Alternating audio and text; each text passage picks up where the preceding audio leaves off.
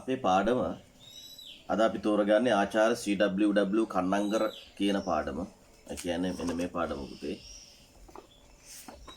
මේ පාඩම තමයි අපි අද කරන්නේ.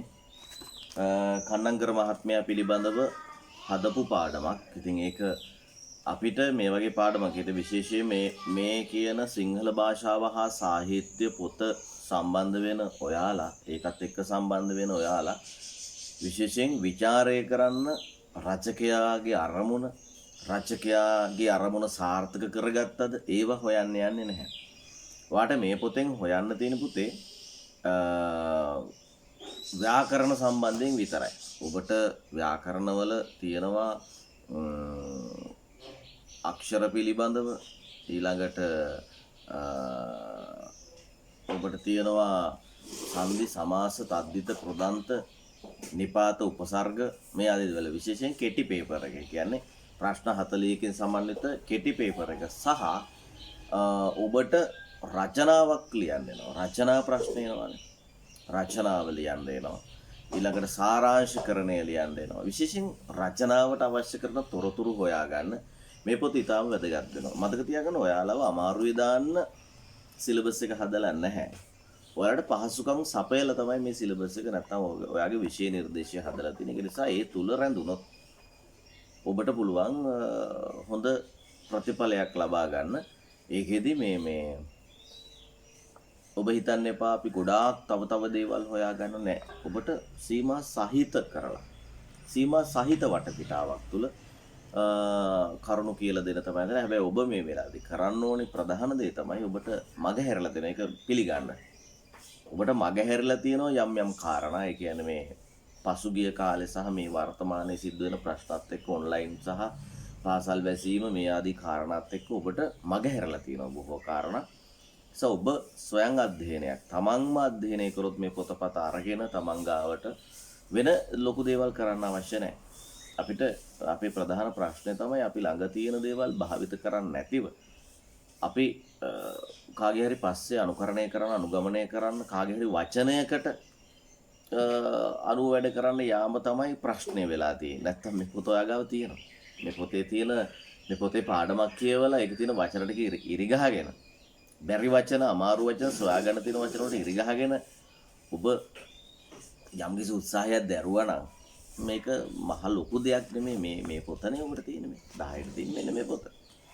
සමහ පොතක් නෙමෙයි, ලොකු පොතක් නෙමෙයි.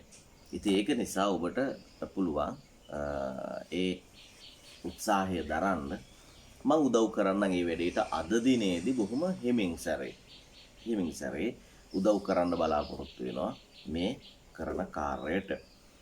පස්වෙනි පාඩම ඔබ දැන් ඔබගේ අතේ පැන්සලක් තියෙන්න ඕනේ. ඔබගේ අතේ පැන්සලක් තියෙන්න ඕනේ. ඒ පැන්සල මම දෙවෙනි වර කියන හැම වචනයකටම ඉරි ගහ ගන්න ඕනේ.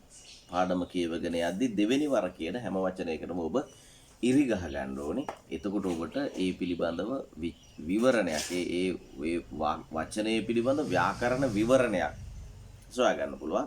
සමාන පද, යුගල පද, ඊළඟට විරුද්ධ පද, උපසර්ග සහිත පද, තද්දිත සහිත පද, කෘදන්ත පද, ඊට පස්සේ ක්‍රියාපද වර්ග මේ සියල්ලක්ම මේ බොහොමයක්ම අපේ පළමුවෙනි පේපර් එකට. ඒ කියන්නේ ප්‍රශ්න 40ක කෙටි පේපර් එකට කෙටි ප්‍රශ්න පත්‍රයට ඔබට දෙනවා. ඒ සඳහා උදව්වක් කරන් තමයි මේ අපි සූදානම් වෙන්නේ. ඔයා ඒකට සූදානම් ඇති කියලා මම විශ්වාස කරනවා.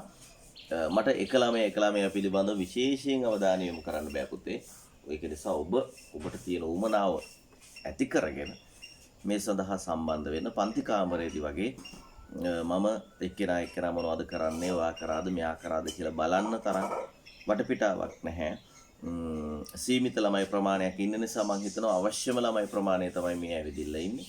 ඉතින් එයා වෙන වැඩ නවත්තලා chat කරන එක හරිය නැත්නම් කම්පියුටර් එකේ හරි ෆෝන් එකේ හරි වෙන දේවල් නවත්තලා ඔබට මේ පොඩි වෙලාව තුල මේ භාවිතය කරගන්න ඔබට යහපතක් සිද්ධ වේවි. විභාගයට අදාළව ඒ ගැන ලොකු දේවල් කතා කරන් අපි පස්සේ කතා කරමු. දැන් පාඩමට යන්න. මනුෂ්‍යයා සත්ව ලෝකයේ සෙසු සමාජිකයන්ගෙන් වෙන් කරන කරුණු අතරින් වැදගත් කරුණක් වන්නේ තම අත්දැකීම් වලින් මෙන්ම අන්‍යයන්ගේ අත්දැකීම් වලින්ද ඵල ලැබීමේ හැකියාවයි. දැන් බලන්න මේකේ අපි කියන දේවල් තේරුම් ගන්නවාට වැඩිය ඉස්සර කර ගන්න ඕනේ වචන තේරුම් ගැනීම. දැන් බලන්න මිනිස්යයා කියන වචනේ පාවිච්චි වෙනවා. අපි ඒකට ඉරක් ගන්න. මම කිව්වා දෙවෙනි පාර කියන හැම වචනයකටම අපි ඉරි ගහ ගන්නවා කියලා. මිනිස්යා කියන වචනේට ඉරි ගහගන්නේ දැන් මිනිස්යා කියන වචනේ මගේ පුතා කියවලා තියෙනවා මිනිසා කියලා. දැන් බලන්න මිනිසා කියන වචනයයි මිනිස්යා කියන වචනයයි අපිට දෙකක් තියෙනවා. අපිට හම්බ වෙනවා මිනිසා කියන මිනිස් මනුස්ස මනුෂ්‍ය කියලා. ඔයා දන්නවා මේ වෙනකොටත් සිංහල භාෂාවට වෙනත් භාෂාවලින් වචන පැමිණියා. ඒ පැමිණි වචන ඒ විදිහටම අපි පාවිච්චි කරා නම් අපි ඒවට තත් සම වචන කියලා තමයි කියන්නේ. අපි ඒවට කියන්නේ පුතේ තත් සම වචන කියලා. සිංහල භාෂාවට පාලි භාෂාවෙන් සංස්කෘත භාෂාවෙන් දෙමළ භාෂාවෙන් පෘතුගීසි ලන්දේසි ඉංග්‍රීසි භාෂාවලින් වචන ආවා නම් ඒ ආපු වචන අපි ඒ විදිහටම පාවිච්චි කළොත් සමයි සමානයි. ඒ කියන්නේ තත් සම වචන කියලා කියනවා. සමහර වචන තියෙනවා අපිට ඕන විදිහට වෙනස් කරගත්තා. බින්දා කැඩුවා. ඒවට අපි තත් භව වචන කියලා කියනවා. එතකොට ඔයාට හම්බ වෙන්නේ තත් සම වචනයක්. ඒ මොකද මේ මිනිස්ය කියන වචනේ තියෙන නිසා. හැබැයි මිනිස් කියලා තිබුණා නම් ඒක තත් භව කරගෙන කියන්නේ පාලි හෝ සංස්කෘත වචනේ අපිට ඕන විදිහට අපි හදාගෙන මිනිස් කියලා හදාගෙන එතකොට මිනිසා කියන එක අපි හදාගෙන දැන් මිනිස්යා එතකොට එතන සංස්කෘතෙන් ගත්ත වචනයක් අපිට එහෙමම පාවිච්චි වෙලා තියෙන තත් භව තත් සම. ඔබට මේක විභාගයට සම්බන්ධ වෙන විදිහ මම කියන හැබැයි දැන් දැනගන්න මේක වෙන භාෂාවකින් අරගෙන ඒ විදිහටම තමයි පාවිච්චි කරන්නේ. සත්ව කියනකොට බලන්න ත්ව කියන්නේ ස්වභාවය කියන එක. විශේෂත්ව ප්‍රවීණත්ව ත්ව කියලා තද්දිතයක් අපි හොයා ගන්නවා. ත්ව ශිෂ්‍යත්ව ත්ව කියලා තද්දිතයක්. එහෙනම් මගේ පුතා ඉරි ගහ ගන්නවා මේ වචනෙටත් මේක ටිකක් හිමින් කරන්න ඕනේ වැඩක්. ඉරි ගහ ගන්නවා ත්ව කියන පදයට ඉරි ගහ ගන්නවා. ත්ව කියන වචනය ත්ව කියන ඒ කියන්නේ වචනයේ අග ත්ව කියලා එකක් තියෙනවා. ඔබ දැනට ඒක ත්ව කියන එක වෙනම හඳුනා ගන්න සහ වචනයේ අග තියෙන පුතේ තද්දිතයක් කියන එක හොයා ගන්න. තද්දිතයක් තමයි වචනයේ අග තියෙන්නේ. තද්දිත පදයක්. ලෝකයේ සෙසු කියන එකට ඔයා ඉරි ගහ ගන්න ඕනේ. ඒකට හේතුව තමයි සෙසු කියන්නේ අනෙක් කියන එක. සෙසු කියන්නේ මොකද්ද? අනෙක්. සෙසු කියන්නේ අනෙක්. සමාජිකයන්ගේ බලන්න මේ සමාජික කියන වචනය හැදිලා තියෙන විදිහ. අපි සමාජය කියලා වචනයක් දන්නවනේ පුතේ. සමාජික බලන්න සමාජයට අයිති කණ්ඩායම අයිතිය උන්ට කියන අපි සමාජිකයා කියලා. සමාජිකයා ඉක කියලා තද්දිතයක් දාගන්න. මොකටද ඉක කියලා තද්දිතයක් දාගන්නේ? අන්න ඉක කියන තත් සමාජ කියන එක අගට ඉක කියලා තද්දිතයක් බලන්න වචනේ අග තමයි තද්දිතේ තියෙන්නේ. ඉක කියලා තද්දිතයක් දාගෙන ඒකට අයිති එකා කියලා හඳුන්වනවා. පාරිසරික කියන්නේ පරිසරයට අයිති එකා. එතකොට සමාජික සමාජයට අයිති එකා. සමාජික කියන වචනේ අපි තද්දිතයක් විදිහට එතන ඉරි ගහ ගන්න. වෙන් කරන කරුණු අතුරින් වැදගත් කරුණක් වන්නේ තම අත්දැකීම් වලින්. අත්දැකීම් කියලා කියන්නේ තමන් විඳින දේවල්. ඇස කරනාසය දිව ශරීරය මේ වගේ විඳින දේවල් අත්දැකීම්. හැබැයි අත්දැකීම් මතකයේ තබා ගන්න පුළුවන් වෙන්න ඕනේ. ඒ කියන්නේ විඳින දේවල් මතකයේ තබාගෙන අපි ඊළඟ අවස්ථාවකටත් භාවිත කරනවා නම් යම් දේවල් මතකයේ අපි විඳින හැම දෙයක්ම අපිට මතකෙ හිටින්නේ නැහැනේ. අපි යමක් විඳලා ඒක මතක තියෙනවා. හැබැයි ඒක අපි විවිධ අවස්ථාවලදී භාවිත කරනවා. පෙර දැනුම් විදිහට අන්න ඒවා අත්දැකීම් විදිහට අපිට ගන්න පුළුවන්. මෙන්ම මෙතර පුතේ ඔබ මෙන් කියන වචනයයි ම කියන වචනයයි විශේෂයෙන් බලන්න. ඒ දෙක වෙන්ව පද දෙකක්. ඒ දෙක වෙන්ව තියෙන පද දෙකක්. මෙන් කියන එක වෙනම පදයක්, ම කියන එක වෙනම පදයක්. මගේ පුතා මෙන්න මෙහෙම එකක් හොයාගන්න. ඔන්න බලන්න. ඔයා කොහේ හරි ලියාගන්න. නැත්නම් හොඳට මතකේ තියාගන්න. ඔබට වචනයක් හම්බ වෙනවා, වචනයක් මුණ ගැහෙනවා. ඒ වචනේ පුතේ ඒක වචනද බහු වචනද කියලා ඔයාට හොයන්න බෑ. ඒ වචනේ ඔයාට දැක්කාම හිතා ගන්න බෑ. ඔයා උත්සාහ කරනවා ඒක වචනය හොයන්න. ඔයාට ඒක වචනයක් හොයන්න බෑ. ඔයා උත්සාහ කරනවා ඒකේ බහු වචනය හොයන්න. ඒත් ඔයාට බෑ. ඔයා උත්සාහ කරනවා ඒකේ ලිංගය නැත්තම් පුරුෂ ලිංගද, ස්ත්‍රී ලිංගද, නපුංසක ලිංගද කියලා හොයන්න. ඔයාට එහෙම හොයා ගන්නත් බෑ. ඔයා උත්සාහ කරනවා ඒක අතීත කාලේ එකක්ද, වර්තමාන කාලේ එකක්ද, අනාගත කාලේ එකක්ද. ඔයාට එහෙම කරන්නත් බෑ. කොටින්ම කියනවා නම් ඔයාට ඒ වචනය වෙනස් කරන්නවත් බෑ. වාටේ වචනේ වෙනස් කරන්නවත් මේ විදිහට තමයි එදිලා තියෙන්නේ. ඊළඟට ඔයාලට දැනෙනවා මේ වචනය සමහර විට වාක්‍යයක මුල යෙදෙනවා. සමහරට වාක්‍යයක මැද යෙදෙනවා. සමහරට වාක්‍යයක අවසානයේ යෙදෙනවා. මෙහෙම තැන් වල සහ තනියෙන් ගත්තොත් තේරුමක් හිතා ගන්න බෑ. ඒ වචනේ තනියෙන් ගත්තොත් තේරුමක් හිතා ගන්න බෑ. එහෙම වචනයක් දැන් මොනවද මං කිව්වේ මං කියාගෙන ගියා ආයි බලමු මොනවද පුතේ ඒක වචන බහුවචන හොයාගන්න බෑ. ස්ත්‍රී ලිංග පුරුෂ ලිංග හොයාගන්න බෑ. අතීත කාල වර්තමාන කාල ඒ කියන්නේ කාලයක් පිළිබඳව හිතා ගන්න බෑ. තනියෙන් ගත්තොත් තේරුමක් නැහැ. මේ වචනයක් හම්බුනොත් ඔයා එතන ලියා ගන්න පුතේ. ඒවට තමයි කියන්නේ නිපාත කියලා. ඒවට තමයි කියන්නේ නිපාත කියලා. මේ තියෙන කරුණු සේරම ඔයාට හම්බ වුණොත් යම් වචනයක නිපාත. හැබැයි ලේසියෙන් බලන්න ලේසියෙන් ඔබට වෙනම තනි වචනයක්. ඒක වෙනස් විදිහක් කොහෙවත් යෙදිලා නැහැ. දැන් මෙන් කියන එක වෙනස් විදිහකට කොහෙවත් යෙදෙන්නේ නැහැ. සමහර පොඩි වෙනස්කම් විදිහට යෙදෙනවා. හැබැයි අපිට අනිත් වචන වගේ සාපේක්ෂව ලොකු වෙනසක් විදිහට යෙදෙන්නේ නැහැ. ඒ වචන අපි පුතා කියනවා මොනවද? නිපාත කියලා. ඔබට නිපාත කියන වචන, ඒ කියන්නේ නිපාත පදයක් සහිත වර්ණය තෝරන්න. නිපාත පදයක් නොමැති වර්ණය තෝරන්න. නිපාත සම්බන්ධ ප්‍රශ්නයක් එනවා. ඒක නිසායි අපි නිපාත හොයා ගන්න ඕනේ. අන්‍යයන්ගේ කියන පුතේ වෙනත් අයගේ අත්දැකීම් වලින්ද ඵල ලැබීමේ හැකියාවයි. දැන් මෙතන මිනිහට තියෙන විශේෂත්වයක් හඳුන්වනවා පුතේ. දැන් මම ලැබපු අත්දැකීම ඔයාට කියනවා. එතකොට ඔයත් ඒක ඔයාගේ අත්දැකීමක් විදිහට විඳලා ඔයාගේ ජීවිතේට පාවිච්චි කරනවා. දැන් උදාහරණයක් විදිහට සිංහල සාහිත්‍ය සංග්‍රහයේ අපි යුද්ධයකට සම්බන්ධ වෙලා නැහැ. නමුත් කුරුණෑගල යුගයේ වර්ණනා කරන්න පුළුවන් යුද්ධයක් පිළිබඳව වර්ණනා කළා. අතීත යුද්ධයක් පිළිබඳව වර්ණනා කළා. ඒ පිළිබඳව එහි තියෙන උපක්‍රම ඊට පස්සේ එහි හිටපු මිනිස්සුගේ ස්වභාවයන් පිළිබඳව අපිට උමග ජාතකේ කතුවරයා සතරකන් මන්ත්‍රණය තුලදී කියනවා. අපි ඒක රජෙක් පිළිබඳවද රජවරු කියන්නේ එහෙම කණ්ඩායමක්. මතකයිනේ. දැන් රජා කියනවා කේවට්ටට ඔබ කීවා කරමි. මහත් වූ රාජ්‍ය ලෝභයෙන් යුක්ත බැවින් බමුණාණන් කීබස් මුදුනෙන් පිළිගන්නවා යන්නේ. එතකොට හොඳ සේවකයෙක් ඉඳලා තියෙනවා. එයා විදලා Tamanට පුළුවන් උපරිමෙන් පහර දුන්නා. එතකොට ඊට පස්සේ හොඳට යුතුයකම් දන්න ස්වාමියෙක් ඉඳලා තියෙනවා. මතකනේ බෙහෙත් වලින් පියා සංගල මැඩ ඊට පස්සේ රන් මැදිරියේ සතප්පල ඊට පස්සේ විලඳ සහ පොරි මේවා ලබා මීපැන් සහ විලඳ කව මේ වගේ හොඳ මිනිස්සු ඉඳලා තියෙනවා කියලා අපි ඉතිහාසයේ හොයාගෙන අපිත් එතකොට උත්සාහ කරනවා අපිට සේවය කරපු කෙනෙක්ට ආහාර ටිකක් දෙන්න බෙහෙත් ටිකක් දෙන්න නිවාස දෙන්න අපි හිතනවා මේ ලෝකේ එහෙම දේවල් තිබුණා කියලා. කියන්නේ අපි කරලා නැහැ. අපි ගිරවෙක් එක්ක සම්බන්ධ නමුත් සේවකයා කොච්චර පහත් කෙනෙක් වුණත් එයාට කරන්න ඕනේ යුතුයකම් ටික කරන්න ඕනේ කියලා අපි යම් තැනකදී ඉගෙන ගන්නවා. ඉතින් ඒ ඉගෙන ගැනීම අපි උමග ජාතකයේ හර නැත්නම් ගුරුවරයාට විරුද්ධ වීම නැත්නම් ඊතර තියෙන මොකක් හරි අසාධාරණයක් තියෙනවා නම් ඒ සිද්ධිය දැන් අපි වීණා වාදනයක් රාජ සභාවකදී අපි අත්විඳලා නැහැනේ. නමුත් ඒ වීණා වාදනය අපි අත්විඳා. අපි ඒ කාන්තාව නටන හැටි, ගුත්තිල හෝ මූසිල හෝ වීණා වාදනය කරන හැටි, කෙනෙක් පරාජය වෙන හැටි. ඒ වගේ සිද්ධි ටිකක් අපි අත්විඳලා. ඒ අත්විඳලා අපි ඒවා අපේ ජීවිතවලට පාවිච්චි කරන්නේ අපිටත් යම් විදිහකදී. ඒ වගේ අවස්ථාවක් අදා වුණොත් කොහොමද කරන්න කියන එක. ඒ නිසා අපිට හැකියාව තියෙනවා.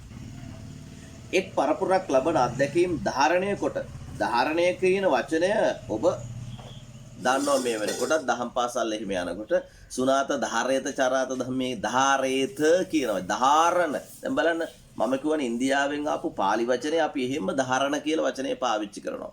ධාරේත ධාරණ ධාරේති නැත්නම් ධාරේති ධාරේත ඔය විදිහට පාලියෙන් තියෙන වචනේ අපි ධාරණය කියන සිංහල වචනයටත් ධාරණය හිතේ තැන්පත් කර ගැනීම මනාව සංවිධානය කිරීමෙන් බලන්න මගේ පුතේ සංවිධානය කියන වචනේට ඉරක් ගහගෙන ඔය අය සංවිධානය කියන වචනේ හැදිච්ච විදිය හොයන්නකෝ. සංවිධානය කියන වචනේ හැදිච්ච විදිය හොයන්නකෝ. බලන්න මම සමහර විට ඔයාට කියලා දීලා ඇති. ඔයාට හිතුනොත් එහෙම සැකයක්. ඒ පදයේ උපසර්ගයක් තියනවාද කියලා. ඒ පදයේ උපසර්ගයක් තියනවාද කියලා ඔයාලට සැකයක් ආවොත් ඔයා කරන්න ඕනි වැඩේ තමයි ඒ පදයේ පළවෙනි අකුර කපන්න. බලන්න ඔයා සයන්න කපන්නකෝ. එතකොට විධානය කියලා වචනයක් නැහැ. වචනයක් ඉතිරි වෙනකම්ම කපන්න ඕනේ. ඊට පස්සේ ඔයා බිඳුවක් කපනවා. සං කියන එකම කපනවා. විධානය කියලා වචනයක් එනවා. විධානය කියන්නේ මොකද්ද? විධානය කියන්නේ පුතේ අනකිරීම. විධානය කියන අනකිරීම. විධානයක් කියන අනකිරීම. එහෙනම් ඒක තනි වචනයක් අපිට තේරුමක් තියෙන වචනයක් එනවා. එතකොට මගේ පුතා ඔන්න සං කියන එක ඔයා හඳුන ගන්නවා. උපසර්ගයක් තමයි මේ දාලා තියෙන්නේ. විධානය කියන වචනයට සං කියලා උපසර්ගයක් දාගත්තා. දැන් බලන්න සං කියන උපසර්ගය දැම්මහම මොකද වෙන්නේ? සං කියන උපසර්ගය දැම්මහම මොකක්ද වෙන්නේ? සං කියන උපසර්ගය දැම්මම පුතේ වෙන දේ තමයි යහපත් කියන අර්ථයක් එකතු වෙනවා. දැන් බලන්නකෝ නිවේදනය කරන්න පුළුවන්. ඒ කියන්නේ ප්‍රකාශ කරන මොකක් හරි කියනවා. අපිට ඒක sannivedanaya කරන්න පුළුවන්. මයික් එකක් පාවිච්චි කරලා හොඳ බබල්ස් පාවිච්චි කරලා හොඳ මොකක් හරි මාධ්‍යයක් පාවිච්චි කරලා ඒක නිවේදනයේ විතරක් නෙවෙයි sannivedanaya හොඳ නිවේදනයක් කරන්න පුළුවන්. ඔයාට පුළුවන් මන්ත්‍රණයක් කරන්න. දැන් අපි දන්නවා මන්ත්‍රණයක් කරා කියලා. කවුද මන්ත්‍රණය කරේ? කේවට්ට මන්ත්‍රණය කරන්නේ. හැබැයි ඒ කරපු මන්ත්‍රණය පුතේ සංමන්ත්‍රණයක් නෙමෙයි. මේ මන්ත්‍රණය සාකච්ඡාවක්. ඒක කුමන්ත්‍රණයක්, නරක මන්ත්‍රණයක්. හැබැයි අපිට පුළුවන් ඒක යහපත් මන්ත්‍රණයක් කරන්න. එතකොට තමයි අපි සං කියන එක දාන්නේ. බන්ධ කියන්නේ බැඳීමනේ පුතේ. බැඳීම මේ බැඳීම යහපත් බැඳීමක් කරන්න පුළුවන් ඔයාට. කොහොමද ඔයා කරන්නේ? සං කියන එක දැම්මහම සංබන්ධ. දැන් බලන්න සං දැම්මම මොකද වෙලා තියෙන්නේ? සං දැම්මම දැන් ඔයගොල්ලෝ හිතන්න එපා ලයිට් සංලයිට් ඒවා කියන ඒවා ඉංග්‍රීසියෙන් සන් කියන ඉරට එහෙම වෙනම කතාවක්. ඒ වගේ වචන ගන්න යන්න එපා. සිංහලෙන් එන, පාලියෙන් ආපු, සංස්කෘතෙන් ආපු, සිංහලේ තියෙන වචන වලට සං කියන උපසර්ගය. හැබැයි උපසර්ගය දාන්නේ කොහෙද? ඉස්සරහ පැත්තේ. දැම්මට පස්සේ වෙනසක් තියෙනවා. සංවිධානය කිරීමෙන් අනතුරුව කියන්නේ පුතේ පස්සේ. ඊළඟ පරම්පරාවට භාර දෙනු ලැබේ. ඔවුන් සිය කියන එකට ඉරක් ගහගන්න. සිය කියන්නේ තමාගේ ලෝකය සකස් කරගන්නේ එසේ උරුම වූ දැනුම මාර්ගයේනේ. දැනුම මාර්ගයෙන් තමයි ඕගොල්ලෝ අපි සියලු දෙනාම මේ සියල්ල කරගන්නේ.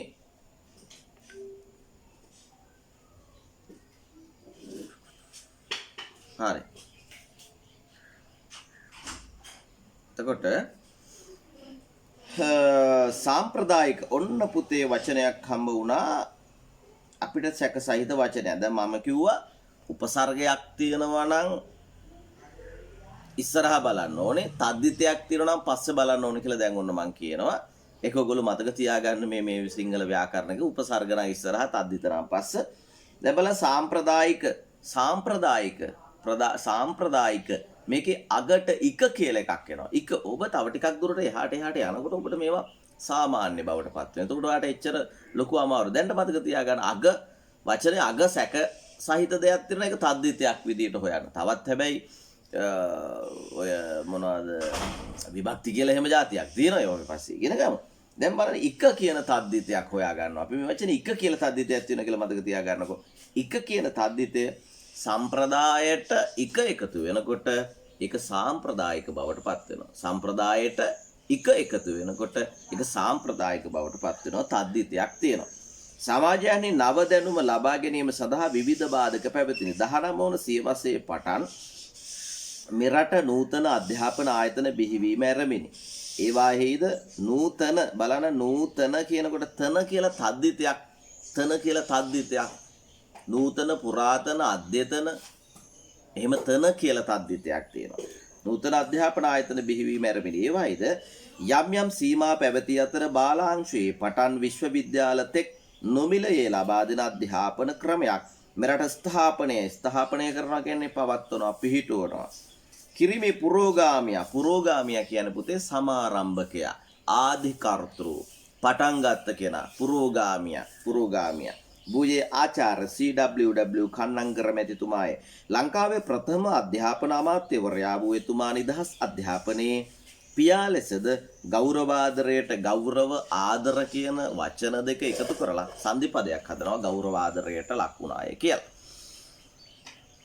ඔයාලා අවධානයෙන් ඉන්නවා කියලා මම හිතනවා. මම පාඩම දිගට කරගෙන යනවා. මගේ පුතාලා ඉරි ගහගෙන ඒවා කරගන්න. අපි ඊට පස්සේ මම කියන්න මොකද්ද කරන්න ඕනේ කියලා. ටිකක් මේ වගේ පාඩමක් අහගෙන ඉන්නකොට පොඩි අපහසුතාවයක් තියෙනවා. පොඩි කම්මැලිකමක් එනවා. හැබැයි ඉතින් ඒ කම්මැලිකම නැති වෙන්න ඔබට පුළුවන් අවශ්‍යතාවය වුමනාව සහ කැප වෙන්න ඒ වගේ දෙයක් වුණොත් තමයි පුතා මේ වගේ දෙයක් කරගන්න පුළුවන්. මම දන්නවා ඔබට මේක ටිකක් අපහසුයි. මේක අහගෙන ඉන්න කම්මැලි. ඒත් අපිට කරන්න දෙයක් නැහැ. ඒ කම්මැලිකම නිසා අපි අත්විඳින බොහෝ නරක දේවල් තියෙනවනේ මේ වෙනකොටනේ. ඒ නරක දේවල් අනාගතයේත් විඳින්න වෙයි. මේ කම්මැලිකම පාවිච්චි කරගෙන යම් වාසි ගන්න ගියොත් මේ වෙලාවේ. ඒ නිසා මම යෝජනා කරන ඔබට මේ පාඩමත් එක්ක ඉඳලා ඉතින් අවශ්‍ය දේවල් සපයා ගන්න කියලා. මෙන්න මට පහසුකමක් සලසන මට කරන්න පුළුවන් එකම දේ තමයි බොහොම සරලව මේ පාඩම කියලා දෙන එක. සභාපතිතුමනි, ගරු සභාපතිතුමනි, අපි සභාපතිලා වගේ අයට පුතා ගරු කියන වචනේ ඉස්සරහට දාලා හැබැයි නම් වලට දාන්න යන්න එපා. අපි දුමු ගරු සභාපති ඇවිල්ලා ප්‍රේමදාස රණසිංහ කියලා. එයාට අපි මේ ගරු ප්‍රේමදාස කියලා කියන්නේ. තනතුර ඉස්සරහට දාන්න ගරු කියන එක නම ඉස්සරහට ගරු කියන එක දාන්නේ නැහැ. ඒක තමයි අපේ ක්‍රමය. ගරු විදුහල්පති කියලා දැම්ම හැකි ඒ තනතුර. ගරු සභාපති කියලා දැම්ම හැකි තනතුර. ඒතකොට ඒක මතක තියාගන්න. හරි. ගඩොලින් තනා තිබූ රෝම පුරවරයා තමාට හිමි වූද තමයි රෝම පුරවරය කිරිගරුඬ වලින් නිම කළ බව මහා ඔගස්ටස් අධිරාජයා ස්වකීය. මගේ පුතා ඉරක් ගහ ගන්න ඕනේ ස්වකීය කියන එකට. ඊය කියන තද්දිතේ සමාජීය මතකනේ. ඊය කියන තද්දිතේ ස්ව කියන්නේ තමාගේ, ස්වකීය කියන්නේ තමාට අයිති. තමාට අයිති තද්දිතයක්. හොඳේ. විජයග්‍රහණය, ජයග්‍රහණය කියන වචනයට පුතේ දාලා තියෙන උපසර්ගයක්. දැන් මම උපසර්ග හොයාගන්න විදිය කිව්වා. ඒකද මම නැවත කියන්නේ නැහැ. ඒක ඔබ දැන් මම වචනේ විතරක් කියන විජයග්‍රහණය. ජයග්‍රහණයට අපි දානවා වී කියලා උපසර්ගයක්. ජයග්‍රහණය වැඩි කරනවා. විජයග්‍රහණය ගැන ආඩම්බරයෙන් යුතුව පැවසී මිල අධිකව තිබූ අධ්‍යාපනයේ මිල අඩු කළ බවත් වසා තිබූ පොතක් පරිදි අපට දිස් වූ අධ්‍යාපනයේ විවෘත ලියවිල්ලක් බවට පත් කළ බවත් ධනවතුන්ගේ බලන්න මේ ධනවතුන්ගේ කියන වචනේ ධන කියන එකට වත් කියන තද්දිතේ දාලා ධනෙ ගොඩක් තියන අයට ධනවතුන්ගේ ප්‍රවේණී කියලා කියන පුතේ පරම්පරාවෙන් පැවතෙන පරම්පරාවෙන් ලැබෙන උරුමයක්. ඔය පැවති අධ්‍යාපනය දුගී දුප්පතුන් සඳහා දුගී දුප්පත් කියන වචනය අපිට ගත්ත හැකි පුතේ මොකද්ද? යුගල පදයක් විදිහට. යුගල පදයක් සදාකාලික උරුමයේ බවට සදාකාලික කියන වචනයට විරුද්ධ පදයක් ඔබ හොයුවොත් එහෙම ඒක අපිට తాවකාලික කියලා ගන්න පුළුවන්. සදාකාලික කියන හැමදාම තියෙනවනේ. తాවකාලික කියන්නේ කෙටි කාලයක් තියෙනවා. උරුම බවට පැමිණූ බව සාඩම්බරෙන් බලන්න. සාඩම්බරය කියන වචනය සාඩම්බරය ආඩම්බර කියන වචනයට සාඩම්බර ස කියන උපසර්ගය දාලා වචනේ මූලයට දාලා තියෙන උපසර්ගය. සාඩම්බරයෙන් පැවසීමට රාජ්‍ය මන්ත්‍රණ. දැන් මන්ත්‍රණ කියන වචනේ අපි ඉගෙන ගත්තනේ. මන්ත්‍රණ කියන්නේ සාකච්ඡා කරන. රාජ්‍ය මන්ත්‍රණ කියන්නේ රජයේ දේවල් සාකච්ඡා කරන. එතන තමයි සම්මන්ත්‍රණ සහ කුමන්ත්‍රණ දෙකම වෙන්නේ. සභාවට හැකි වූ විට ඒ ආත්ම වර්ණනාව කියන්නේ පුතේ තමා පිළිබඳවම කරන වර්ණනාව. ආත්ම වර්ණනයක් කියන්නේ මොකද? තමන් පිළිබඳව කියන එක. ඔගස්ටස් අධිරාජ්‍යගේ දැන් ආත්ම වර්ණනාව කරන්න පුතේ ටිකක් හොඳ දේවල් කියද්දී. හැබැයි තමන්ගෙන් වෙච්ච වැරදි කියනවට මොකද්ද අපි කියන්නේ? තමන්ගෙන් වෙච්ච වැරදි ගැන දැන් මේක ආත්මවර තමන් මෙහෙම කළා මෙහෙම හොඳයි හොඳ ටික. හැබැයි තමන් වැරද්දක් කරලා ඒ පිළිබඳව කියනවා අපි කියන එකට මොකද්ද? අපි කියන එකට පාපෝච්චාරණය කියලා. අපි කියන එකට පාපෝච්චාරණය කියලා. එතකොට ආත්ම වර්ණ වඩා කෙතරම් ශ්‍රේෂ්ඨද?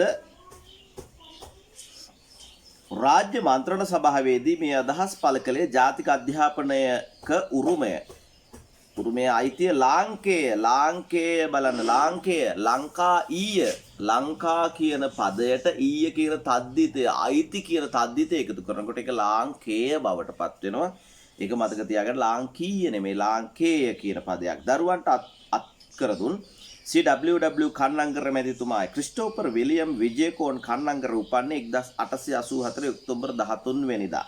අම්බලන්ගොඩ රන්දුබේ ගමෙහි ඔහුගේ පියා දොන් ඩැනියල් විජේකෝන් කන්නංකර කළුතර දිස්ත්‍රික්කයේ පස්දුන් කෝරළයට අයත් ලූල් බද්දාවෙහි වැසියගේ කළුතර තියෙන පස්දුන් කෝරළය කියලා එකක්. පස්දුන් කෝරළය ගැන පසුගිය දැන් වර්ෂ කිහිපයකට කලින් ලොකු ප්‍රශ්නයක් ගියා හොයලා බලන්න මොකද්ද කියලා. පස්දුන් කෝරළය කියලා කෝරළයක් තියෙනවා. ලූල් බද්දාවෙහි වැසියකි මව එමලි විජේසිංහ හික්කඩුවේ වෑවල වීබදු වලව්වේ උපත ලැබුවාය. වෑවල කියන වචනය ප්‍රසිද්ධයි. වෑවල සම්බන්ධ කවියක් තියෙනවා. වෑවල වෙලේ වී ලෑවේ වාල්ලු. ඔහොම කියලා මේ වෑවල වෙලක් ගැන කවියක තියෙනවා. වයන්න ලයන්න විතරක් පාවිච්චි කරන කවියක් තියෙනවා. ඒ කවිය මට මුල මතක නැහැ. වෑවල වෙලේ වී ලෑවේ වාල්ලු කියලා නම් මතකයි. වැව්වල වේලිවල විල්වල ලූල්ලු. ওই විදිහට කවියක් තියෙන. ඒකේ වෑවල වෙල ගැන සඳහන් වෙනවා. වීබදු වලව්වේ දැන් බලන්න වීබදු වෑවල වෙලක් තිබිලා තියෙනවා. වීබදු වලව්වක් තිබිලා තියෙනවා. මේ වී සම්බන්ධ කුඹුරු සම්බන්ධ ප්‍රදේශයක් කියලා නම් ඇඟ වෙනවා. උපත ලැබුවාය සහෝදර සහෝදරයන් 5 දෙනෙකුකින් යුත් පවුලේ දෙවැනියා වූ ක්‍රිස්ටෝපර් විලියම් විජේකෝන් දරුවා මූලික අධ්‍යාපනය ලැබුවේ අම්බලන්ගොඩ රන්දොබේ වෙස්ලියන් උසස් පාසලෙනි. 12 හැවිරිදි ඔය 12 15 11 ඔය ලොස් එනවා නේද සංඛ්‍යාවලට. එතකොට පුතේ අනිවාර්යයෙන්ම දාන්න ඕනේ අපි මූර්ධජලා යන්න. 12 15 11 13 එහෙම 16 එහෙම දානවා. ඒ හැම එකෙදිම ලොයන්න නැතල එන්නේ මූර්ධජ කියලා මතක තියාගන්න සංඛ්‍යා පදවල. හැවිරිදි කියන්නේ වයසේ වියෙහි පසුවන විටපියාගේ රැකියාව අහිමි වීම නිසා පෞල් ජීවිකාව කියන්නේ පුතේ ජීවත් වීම සඳහා කරගෙන යන දේ. ජීවිකාව කියන්නේ කරගෙන යන දේ ජීවත් වීම සඳහා ජීවිකාව. ගෙන යාමට මේ දරුවාට බලවත් අරගලයක් කිරීමට ඕන. අරගලය කියන එක ප්‍රසිද්ධයි මේ කාලේ. අරගලයක් මේ දරුවා කරලා තියෙන අරගලය මොකද්ද? ජීවත් වීම සඳහා බලවත් අරගලය. බලවත් කියන වචනේට ඉරිගහ ගන්න ඕනි. ඒකට හේතුව තමයි වත් කියන තද්දිතේ බලය වැඩි කියන එක. බලවත්, ගුණවත්, තෙදවත්, අපි එම ආලෝකවත් වත් කියන තද්දිතේ පාවිච්චි කරන ඔයා ඒ තද්දිතය යටින් ඉරිගහ ගන්න ඕනේ. ෆවුන්ඩේෂන් විභාගයේ ෆවුන්ඩේෂන් ශිෂ්‍යත්වයේ දිනා ගැනීමෙන් ගාල්ලේ රිච්මන්ඩ් විදුහලට ඇතුළු වීම සමහර අය පාවිච්චි කරන පුතේ වචනය ඇතුළු වීම නෙමේ ඇතුල් වීම කියලා. ඒක සම්පූර්ණ වැරදි. ඇතුල් වීම තහනම් කියලා අපිට කියන්න බෑ. ඇතුළු වීම කියලා වචනයක් නෑ. හොඳේ ඇතුළු අනිවාර්යෙන් ලයන්න මූර්ධජ වෙන්නත් ඕනේ ඇතුළු වීම. වරම් ලැබීම වරම් කියන්නේ වාසනාව අවස්ථාව කියන වචනයට ඔය වරම් කියන වචනේ පාවිච්චි වෙනවා. 19 වන සියවසේ අවසාන භාගයේ පරිපූර්ණ පරි කියන එක උපසර්ගයක් විදිහට දාලා තියෙනවානේ. පූර්ණ කියන්නේ මොකද්ද? පිරුණු කියන කෙනේ පරිපූර්ණ කියන වඩාත් හොඳට. විධිමත් කියන්නේ විධිමත් හොඳට පිළිවෙලක් ඇති අධ්‍යාපනයක් ලැබෙන මං පාදන සිදුවීම. මං කියන්නේ පුතේ පාර. මෙතෙක් ධනවත් පවුල්වල ධනවත් කියන වචනේ දැන් දන්නවා ඔබ. ධනවත් කියන වචනයට තියෙනවා කියලා තද්දිතයක් වත් කියන තද්දිතය. පවුල්වල අයට සීමා වී තිබූ උසස් අධ්‍යාපනය ලැබීමේ අවස්ථාව ක්‍රිස්ටෝපර් විලියම් දරුවාට හිමිවීම ඔහුගේ ජීවිතයේ මෙන්ම ශ්‍රී ලංකා ඉතිහාසයේද ඓතිහාසික සිදුවීම. ඓතිහාසික තද්දිතය. ඉතිහාස කියන එකට එකතු වෙනකොට ඉස්සරහා පැත්ත වෙනස් වෙලා ඓතිහාසික බවට පත් වෙනවා. එහෙම වෙනවා දින කියන එකට එකතු වුණාම පුතේ දෛනික බවට පත් වෙනවා. සිද්ධාන්ත කියන එකට එකතු වුණාම සෛද්ධාන්තික බවට පත් වෙනවා. ඒ කියන්නේ එකතු වෙනකොට පොඩ්ඩක් අර සම්ප්‍රදායට එකතු වෙනකොට සාම්ප්‍රදායික පොඩි ඉස්සරහා වෙනසක් සිද්ධ වෙනවා. ඒකේ ස්වභාවයක් වචනේ හැදිලා තියෙන විදිය. දීප්තිමත් කියනකොට පුතේ දීප්ති කියන එකට මත් කියලා. ඔන්න ඔයා ඉගෙන ගන්න ඕනි තව පොඩි කාරණයක් මෙතන තියෙනවා. මෙච්චර වෙලා තිබුණා බලවත් තිබුණා ධනවත් තිබුණා. මේ හැම එකටම පුතේ වත් කියන එක දැම්මේ. මේ හැම එකටම දැම්ම මොකද? වත් කියන එක.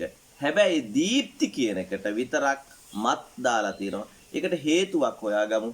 දීප්ති කියනකොට ඉවර වෙන්නේ පුතේ ඉයන්නේ. දීප්ති කියනකොට ඉවර වෙන්නේ ඉයන්න. ඊ ශබ්දය දීප්ති කියනකොට ඊ ශබ්දය. ඒක නිසා තමයි මත් කියන එක දාන්නේ. හැබැයි ශබ්දයෙන් ඉවර වුණොත් ඒක වත් තමයි දාන්නේ. මතක තියාගන්න ඊ ශබ්දයෙන් ඉවර වුණොත් ඌ ශබ්දයෙන් ඉවර වුණොත් දාන්නේ මොකද්ද? මත්. ශබ්දයෙන් ඉවර වුණොත් දාන්නේ වත්. ඒකයි දීප්තිමත්. ශිෂ්‍යයෙකු බවට පත් වූ ඔහු රිච්මන්ඩ් විද්‍යාලයේ ත්‍යාග ප්‍රධාන නෙමෙයි ප්‍රධානෝත්සවය අල්පදයන්න වැඩිම ත්‍යාග ගණනක් දිනා ගනිමින් සිය සහජ බුද්ධිය සහජ කියන්නේ තමන් ගාවම තියෙන උපතින්ම ලැබිච්ච බුද්ධි මහිමය ප්‍රදර්ශනය කිරීමට සමත් විය. මම මේක තව පදයකට ඉරිගහලා වාට කියලා දෙනවා පුතා. ශිෂ්‍යයෙකු කියන වචනයට ඉරිගහ ගන්න. ශිෂ්‍යයෙකු කියන වචනයට. ශිෂ්‍යයෙකු කියන වචනය එකු කියන තද්දිතයක් ඒක. ඒවට අපි කියනවා මාක් කරලා ලියා ගන්න පුතා. මාක් කරලා ලියා ගන්න. එකු කියන්නේ අනියමාර්ථ ප්‍රත්‍යක්. එක් කියන්නේ අනියමාර්ථ ප්‍රත්‍යයේ උක්තය. එකු කියන්නේ අනියමාර්ථ ප්‍රත්‍යයේ අනුක්තය. එකු. ඒක ස්ත්‍රීලිංග වෙනකොට අක වෙනවා. මිනිසෙක් උක්තයි. මිනිසෙකු අනුක්තයි. ගැහැණියක් උක්තයි. ගැහැණියක අනුක්තයි. එහෙම තියෙනවා. ඒකත් මතකයේ තබා ගන්න ඕනේ. අපිට නැවත හම් වෙනකොට අපි සාකච්ඡා කරනවා. කේම්බ්‍රිජ් සීනියර් විභාගයට පෙනී සිටි එතුමාට හොඳම ශිෂ්‍යයාට ලැබෙන ත්‍යාග හිමි වූවා පමණක් නොව 1902 දී අංක ගණිතයේ විෂයෙන් බ්‍රිතාන්‍ය අධිරාජ්‍යයෙන්ම ප්‍රථම ස්ථානයේද හිමි විය. කේම්බ්‍රිජ් ශ්‍රේෂ්ඨ පාඨශාලා සහතික පත්‍ර විභාගයේ සමත් වූයේ දැවැන්තයන් අතර බුද්ධි සටනට නොබියව මුහුණ දෙමිනි. එතුමාගේ ශාස්ත්‍ර ධරත්වය ශාස්ත්‍රයේ දැරීමේ හැකියාව විෂයාන්තර වශයෙන් විෂයාන්තර ඒ කියන්නේ එක විෂයක් පිළිබඳව නේ ඒ විෂයන් පිළිබඳව ඒවා සංසන්දනය කළ සම්බන්ධ කරලා ලැබෙන දැනීම කැපිපෙනුනේ බාහිර ක්‍රියාකාරකම්හි දක්වන ලද විශිෂ්ටත්වය බලන්න ශිෂ්ට කියන වචනයට අපි දානවා වී කියලා උපසර්ගයක්. එතකොට විශිෂ්ට මතයි ශිෂ්‍ය අවධිය කියන්නේ පුතේ යුගයේ කාලය අවධිය කියන එකට ක්‍රීඩා නාට්‍ය කතික ආදී අංශ වලින් දක්වන ලද කුසලතාව ඉරිගහ ගන්න කුසලතාව කියන එකට ඒකට හේතු තමයි කුසල කියන එකට තා කියන තද්දිතය දාලා තියෙනවා. විශේෂතා ප්‍රබලතා දුබලතා කුසලතා තා කියන්නේ බව කියලා අපිට ගන්න පුළුවන්. ඔහුගේ වැඩිහිටි ජීවිතයේ විදහා දක්වන්නක් විය. ඔහුගේ වැඩිහිටි ජීවිතය කන්නගර මහතා තම මව් පාසල වූ රිච්මන්ඩ් විද්‍යාලයේ හිම ගණිතයේ පිළිබඳව ගුරුවරයෙකු ලෙස වෘත්තීය ජීවිතයට ප්‍රවිෂ්ඨ වෙනවා කියන්නේ ඇතුල් වෙනවා. පිවිසෙනවා කියන වචනය අපිට තත් භව පදයක් විදියට පාවිච්චි වෙලා තියෙනවා. ප්‍රවිෂ්ඨ කියන්නේ තත් සමයි. වෙනත් භාෂාවකින් ආපු එකක්. අපි ඒක අපිට ඕන විදිහට හදාගන්න කොහොමද? පිවිසෙනවා කියලා. මොරටුවේ වේස් කුමර විද්‍යාලය, මෙතෝදිස්ත විද්‍යාලය, වෙස්ලි විද්‍යාලය වැනි ප්‍රසිද්ධ පාසල්වල සේවය කළ ක්‍රිස්ටෝෆර් විලියම් විජේකෝන් තරුණයා 1910 දී ශ්‍රේෂ්ඨාධිකරණයේ නීතිඥ ඔන්න පුතේ එකට ඉරි ගහ ගන්න ඔයා. ඒකට ඉරි ගහ ගන්න හේතුව තමයි අවසානයේ තියෙනවා සිංහල හෝඩියේ නැති අකුරක්. ඒ තමයි ඥ කියන අකුර. මේක අග්ඥ නෙමෙයි, ගයන්න නෙමෙයි. ගයන්න සම්බන්ධයක් නැහැ. හල් ජයන්නයි. හල් ජයන්නෙන් අඟවන්නේ අපි යමක් දන්නවා කියන එක. දන්න බව අඟවන ඥ කියන එකෙන් දැන් ප්‍රඥ ඒ කියන්නේ ප්‍රඥා විශේෂයෙන් දන්න දේවල්. විශේෂයෙන් දන්න කෙනා විශේෂඥ විශේෂඥ. මේ මොකද්ද? නීතිය දන්න කෙනා නීතිඥ. මොකද්ද? නීතිය දන්න කෙනා නීතිඥ. සේවයට පිවිසියය නීතිඥ නෙමෙයි. නීතිඥයෙකු වශයෙන් එතුමා ආරම්භයේ පටන්ම සාර්ථක ලෙස කටයුතු කළ බව පිළිගැනේ. සිංහල පාලි සංස්කෘත යන භාෂාත් බුදුදහමත් හැදෑරීමෙහි නිරත විය. මේ කාර්යාවලිය එතුමාගේ ಜಾති මමත්වය, ಜಾතිය පිළිබඳ තියෙන මගේ කියන හැඟීම මමත්වය කියලා කියනවා. හා දේශප්‍රේම පිළිබිඹු කරන අවස්ථා ලෙස දේශප්‍රේම දේශයට ඇති ප්‍රේමය පිළිබිඹු කරන පෙන්වන මේ වන විට දිවයින පුරා පැතිරෙමින් පැවති ජාතික නිදහස් ව්‍යාපාරයේ ක්‍රියාකාරීන් වන F.R. සේනානායක, ඔය F කියන්නේ F කියන වචනය හොඳේ. Senanayake sir D B. Jayatilaka, Arthur V Dias. කවුද ආතර් වී දියස්? කොස්මාමද? ඌ ආතර් වී දියස් මට මතකේ හැටියට. පියදාස සිරිසේන කවියෙක්. ඊට පස්සේ ආදීන් සමග ඉක්මමින් අමාද්‍යප ව්‍යාපාර අමාද්‍යප නෙමේ අමාද්‍ය උපසර්ගයක් ආතීන උපසර්ගයක් විදිහට ව්‍යාපාරයට සම්බන්ධ වී බ්‍රිතාන්‍ය ජාජ්‍ය තුල වගකීම් සහිත ආණ්ඩු ක්‍රමයක් ලබා ගැනීමේ අරමුණින් 1919 පිහිටුවන ලද ලංකා ජාතික සංගමයට සම්බන්ධ වූ කන්නංකර මහතා ආරම්භයේදී සංගමයේ ගාලු ශාඛාව කියන අත්ත කොටස ශාඛා කියන්නේ එහෙමනේ ශාඛාවෙහි නියෝජිතයා කියන්නේ කවුද? ඒ වෙනුවෙන් කටයුතු කරන කෙනා. නියෝජිතයා කවුරු හරි වෙනුවෙන් කටයුතු කරන. තනිපදයක් විදිහට ගන්න පුළුවන්. තනිපද ඡත්‍රපද. ඔබට මේ විභාගයට නියෝජිතයෙක් කියලා කියන්නේ එයා කෙනෙක් වෙනුවෙන් යන කෙනා. නියෝජිතයා. ලෙස එහි විධායක කාරක සභාවට තෝරා ගන්නාලාදී 1923 මහ මැතිවරණයෙන් ව්‍යවස්ථාදායක මන්ත්‍රණ සභාවේ ගාල්ල ආසනයේහි മന്ത്രി ධුරය මෙතන മന്ത്രി ධූරය නෙමෙයි වැරදියට පාවිච්චි කරන වචන තියෙනවා ධූරය කියලා වචනයක් නැහැ മന്ത്രി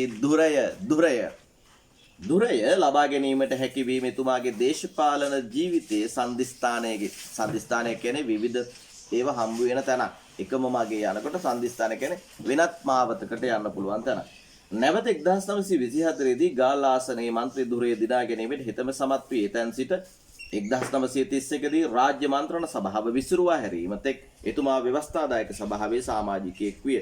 ව්‍යවස්ථාව හදන ව්‍යවස්ථාවේ විවිධ දේවල් කරන කියන්නේ ඒවා පිළිවෙලකට කරන්නේ ඒවට සහභාගී වෙන කෙනෙක් ව්‍යවස්ථාදායක සභාවේ සමාජික 1930 දී එතුමා ලංකා ජාතික සංගමයේ සභාපති පදවියට තෝරා ගැනුණු අතර 1947 තෙක් එම පදවියෙහි කටයුතු කළේය. ව්‍යවස්ථාදායක මන්ත්‍රණ සභාවේ යටත් විජිත පාලනය තියුණු විවේචනයට ලක් කළ අය අතර යටත් විජිත කියන්නේ මොකක්දනේ? යටත් විජිත කියන්නේ එංගලන්තයට යටත් වෙලා තිබුණ රටවල් ටිකක් අන්නේ සෙට් එක එකතු වෙලා හදාගත්ත යටත් විජිත කණ්ඩායමයි.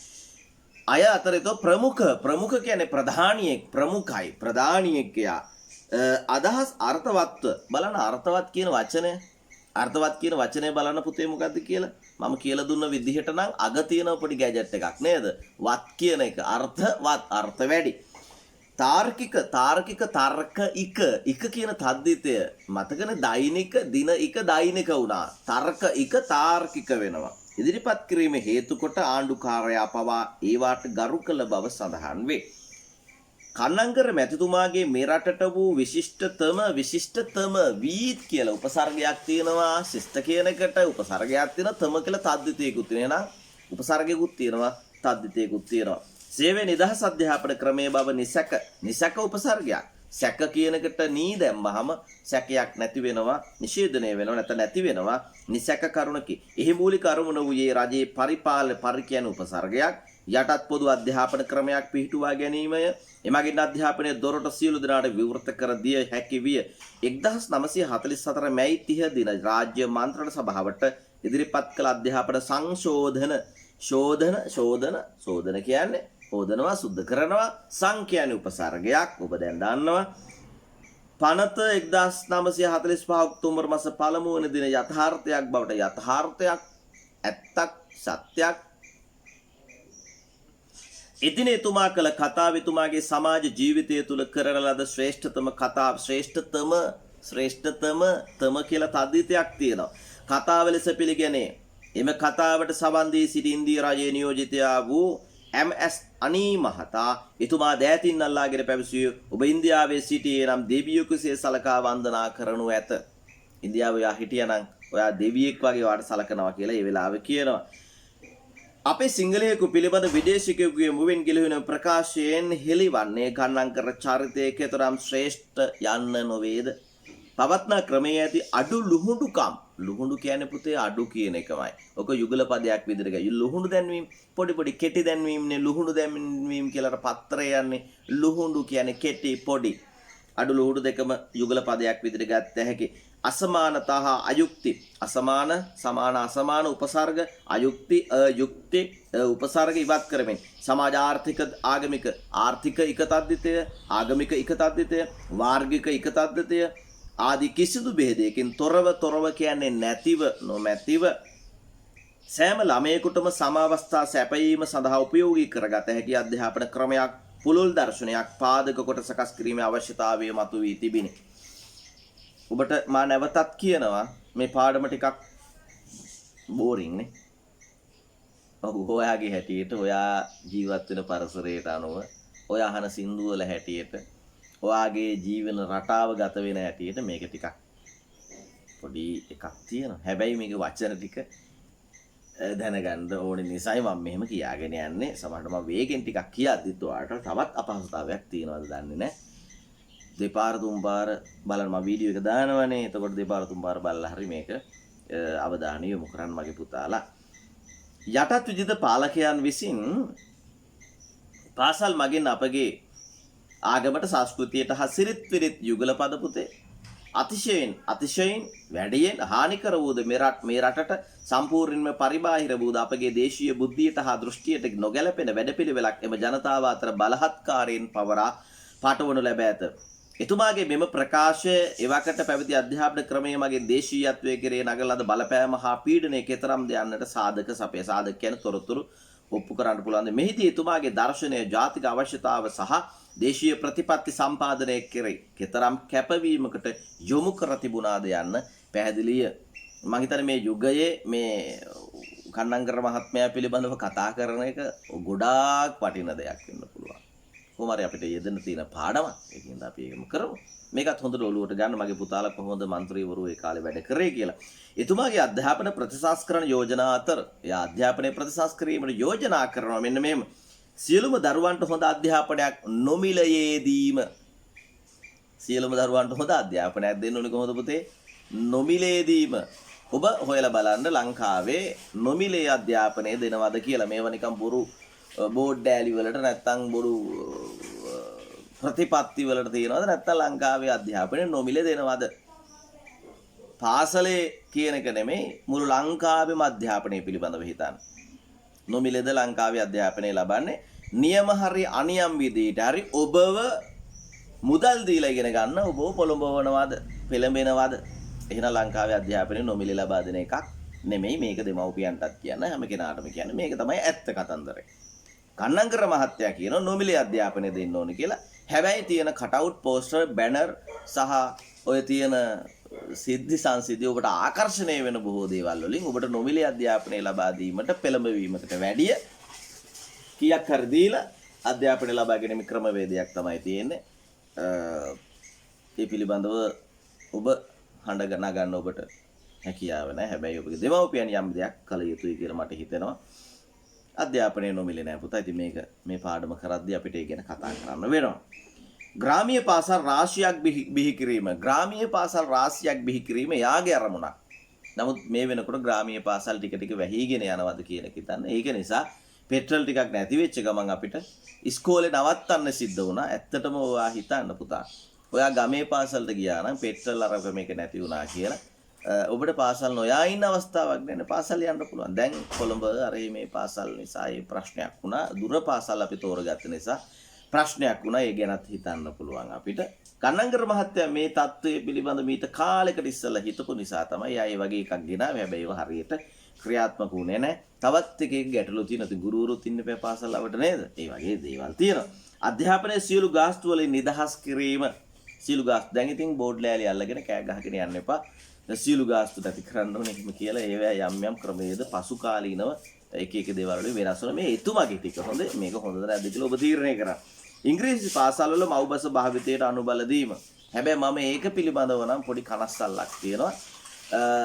ඉංග්‍රීසි පාසල් වල මව්බස කෙසේ වෙතත් අපේ සිංහල පාසල් වල ඉංග්‍රීසි භාෂාව ටිකක් වැඩි දියුණු කරා නම් ටිකක් පාවිච්චිය වැඩි වුණා නම් ඒක හොඳයි කියලා හිතනවා. ශාස්ත්‍රීය වෘත්තීය විෂය ධාරාවලින් යුක්ත මධ්‍ය විද්‍යාල රසක් බිහිවීම, මධ්‍ය විද්‍යාල බිහිවීම තුළින් තවත් ගොඩක් ළමයිට සේවයක් සිද්ධ වුණා. අධ්‍යාපන චින්තාවලිය තුළ ආහාර නිෂ්පාදනයේ උපරිම අවධානයක් දී. මම දැන් විස්තර කරන්න යන්නේ මේ කරුණු ටික කියන්නම්.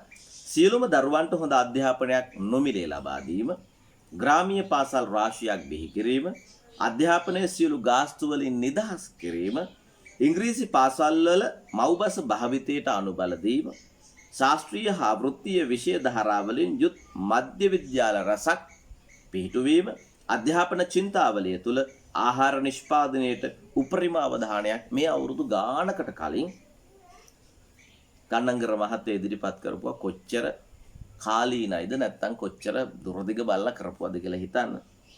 ආහාර නිෂ්පාදනයේ අපේ හිත යොමු වෙලා තිබුණා නම් දැන් කියනවානේ මන්ද පෝෂණය එක පාරටම මාස ගානකින් වැඩි වෙලා කියලා. ඒවට පොඩි පොඩි දේවල් කරගන්න තිබුණා කියලා අපිට හිතෙනවා. යනාංග විශේෂ වැදගත්කමක් උසලයි. විවිධ බලවේගයන්ගේ නිදහස් අධ්‍යාපන ක්‍රමයට එල්ල වූ දැඩි විරුද්ධවාදී කම්වලට මුහුණ දීමට ආචාර්ය කන්නංගර මහතාට සිදුවිය නිදහස් අධ්‍යාපනයේ කඩාකප්පල් කිරීම සඳහා විවිධ පාර්ශ්ව ඉදිරිපත්. ඔන්න පුතේ ඉරිගහ ගන්න වචනයක් ඔබ පාර්ශ්ව කියන වචනය. මොකද? පාර්ශ්ව කියන වචනයට ඔබ ඉරිගහ ගන්න ඕනේ. පාර්ශ්ව කියන වචනේට පාර්ශව නෙමෙයි පාර්ශ්ව තීක්ෂණ නෙමෙයි තීක්ෂණ නෙමෙයි තීක්ෂණ. එතුමා නිර්භීත නිර් කියලා උපසර්ගයක් තියෙනවා පුතා. නිර්භීත කියන වචනේ මොන දුන්නේ නිදහස් අධ්‍යාපනයේ වෙනුවෙන් ප්‍රබල වූ සංවේදී වූ ව්‍යාපාරයක් රට පුරාගෙන යාමට එතුමාට සිදුවිය. මොකද සංවේදී වූ ව්‍යාපාරයක් රට පුරාගෙන යාම නිදහස් අධ්‍යාපනයේ වෙනුවෙන් වැඩසටහනක් කරගෙන ගියා.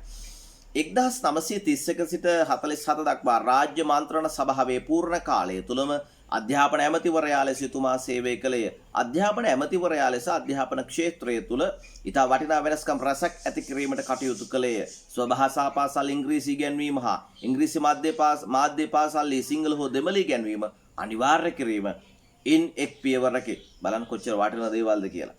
හොඳ පාසල් ගමට ගෙනීමේ අරමුණේ එක් ඡන්දදායක දිස්ත්‍රික්කයක එක බැගින් මධ්‍ය මහා විද්‍යාල පිහිටුවීම නිදහස් අධ්‍යාපන ක්‍රමයේ ප්‍රතිඵලයක්. එමගින් වඩාත් ප්‍රතිලාභ ලැබුණේ ග්‍රාමීය සිසුන්ට මධ්‍ය විද්‍යාල පිවිසි ඉගෙනුම ලැබූ දරුවෝ විශ්වවිද්‍යාලත් එක් නිදහස් අධ්‍යාපනය ලැබීමේ අයිතියේ උපරිම ඵල භුක්ති වින්දෝය. ගමේ මිනිස්සුන්ට විශ්වවිද්‍යාලයට යන ලොකු දෙයක් වුණා. මධ්‍ය විද්‍යාලේ විශේෂ දේවල් ඉගෙනුවා. ඊට පස්සේ කියනවා ග්‍රාමීය ප්‍රදේශයන්ේ දක්ෂ දරුවන්ට සමාජයේ ඉහළ ස්තරවලට ප්‍රාප්ත කියන්නේ යනවා සම්ප්‍රාප්ත කියන්නේ හොඳින් යනවා. ඒ කියන්නේ සංකීර්ණ උපසර්ගයේ පාවිච්චි වෙලා තියෙනවා. වීමේ හිනිමග කියනකොට යන්න මූර්ධජයි හිනිමග කියන්නේ අර දඬු දෙකක් එකට එකතු කරලා බඳින ඉහළට යන හදන එක මධ්‍ය විද්‍යාල විය. දුප්පත් ශිෂ්‍යයන් සඳහා විශ්වවිද්‍යාලයක අධ්‍යාපනය ලබා ගැනීමට ආධාරතර ශිෂ්‍යත්ව ක්‍රමයක් ආරම්භ කෙරෙනේ. මූලික අධ්‍යාපනයේ සිට විශ්වවිද්‍යාල අධ්‍යාපනය දක්වාම නොමිලේ ලැබීමයි.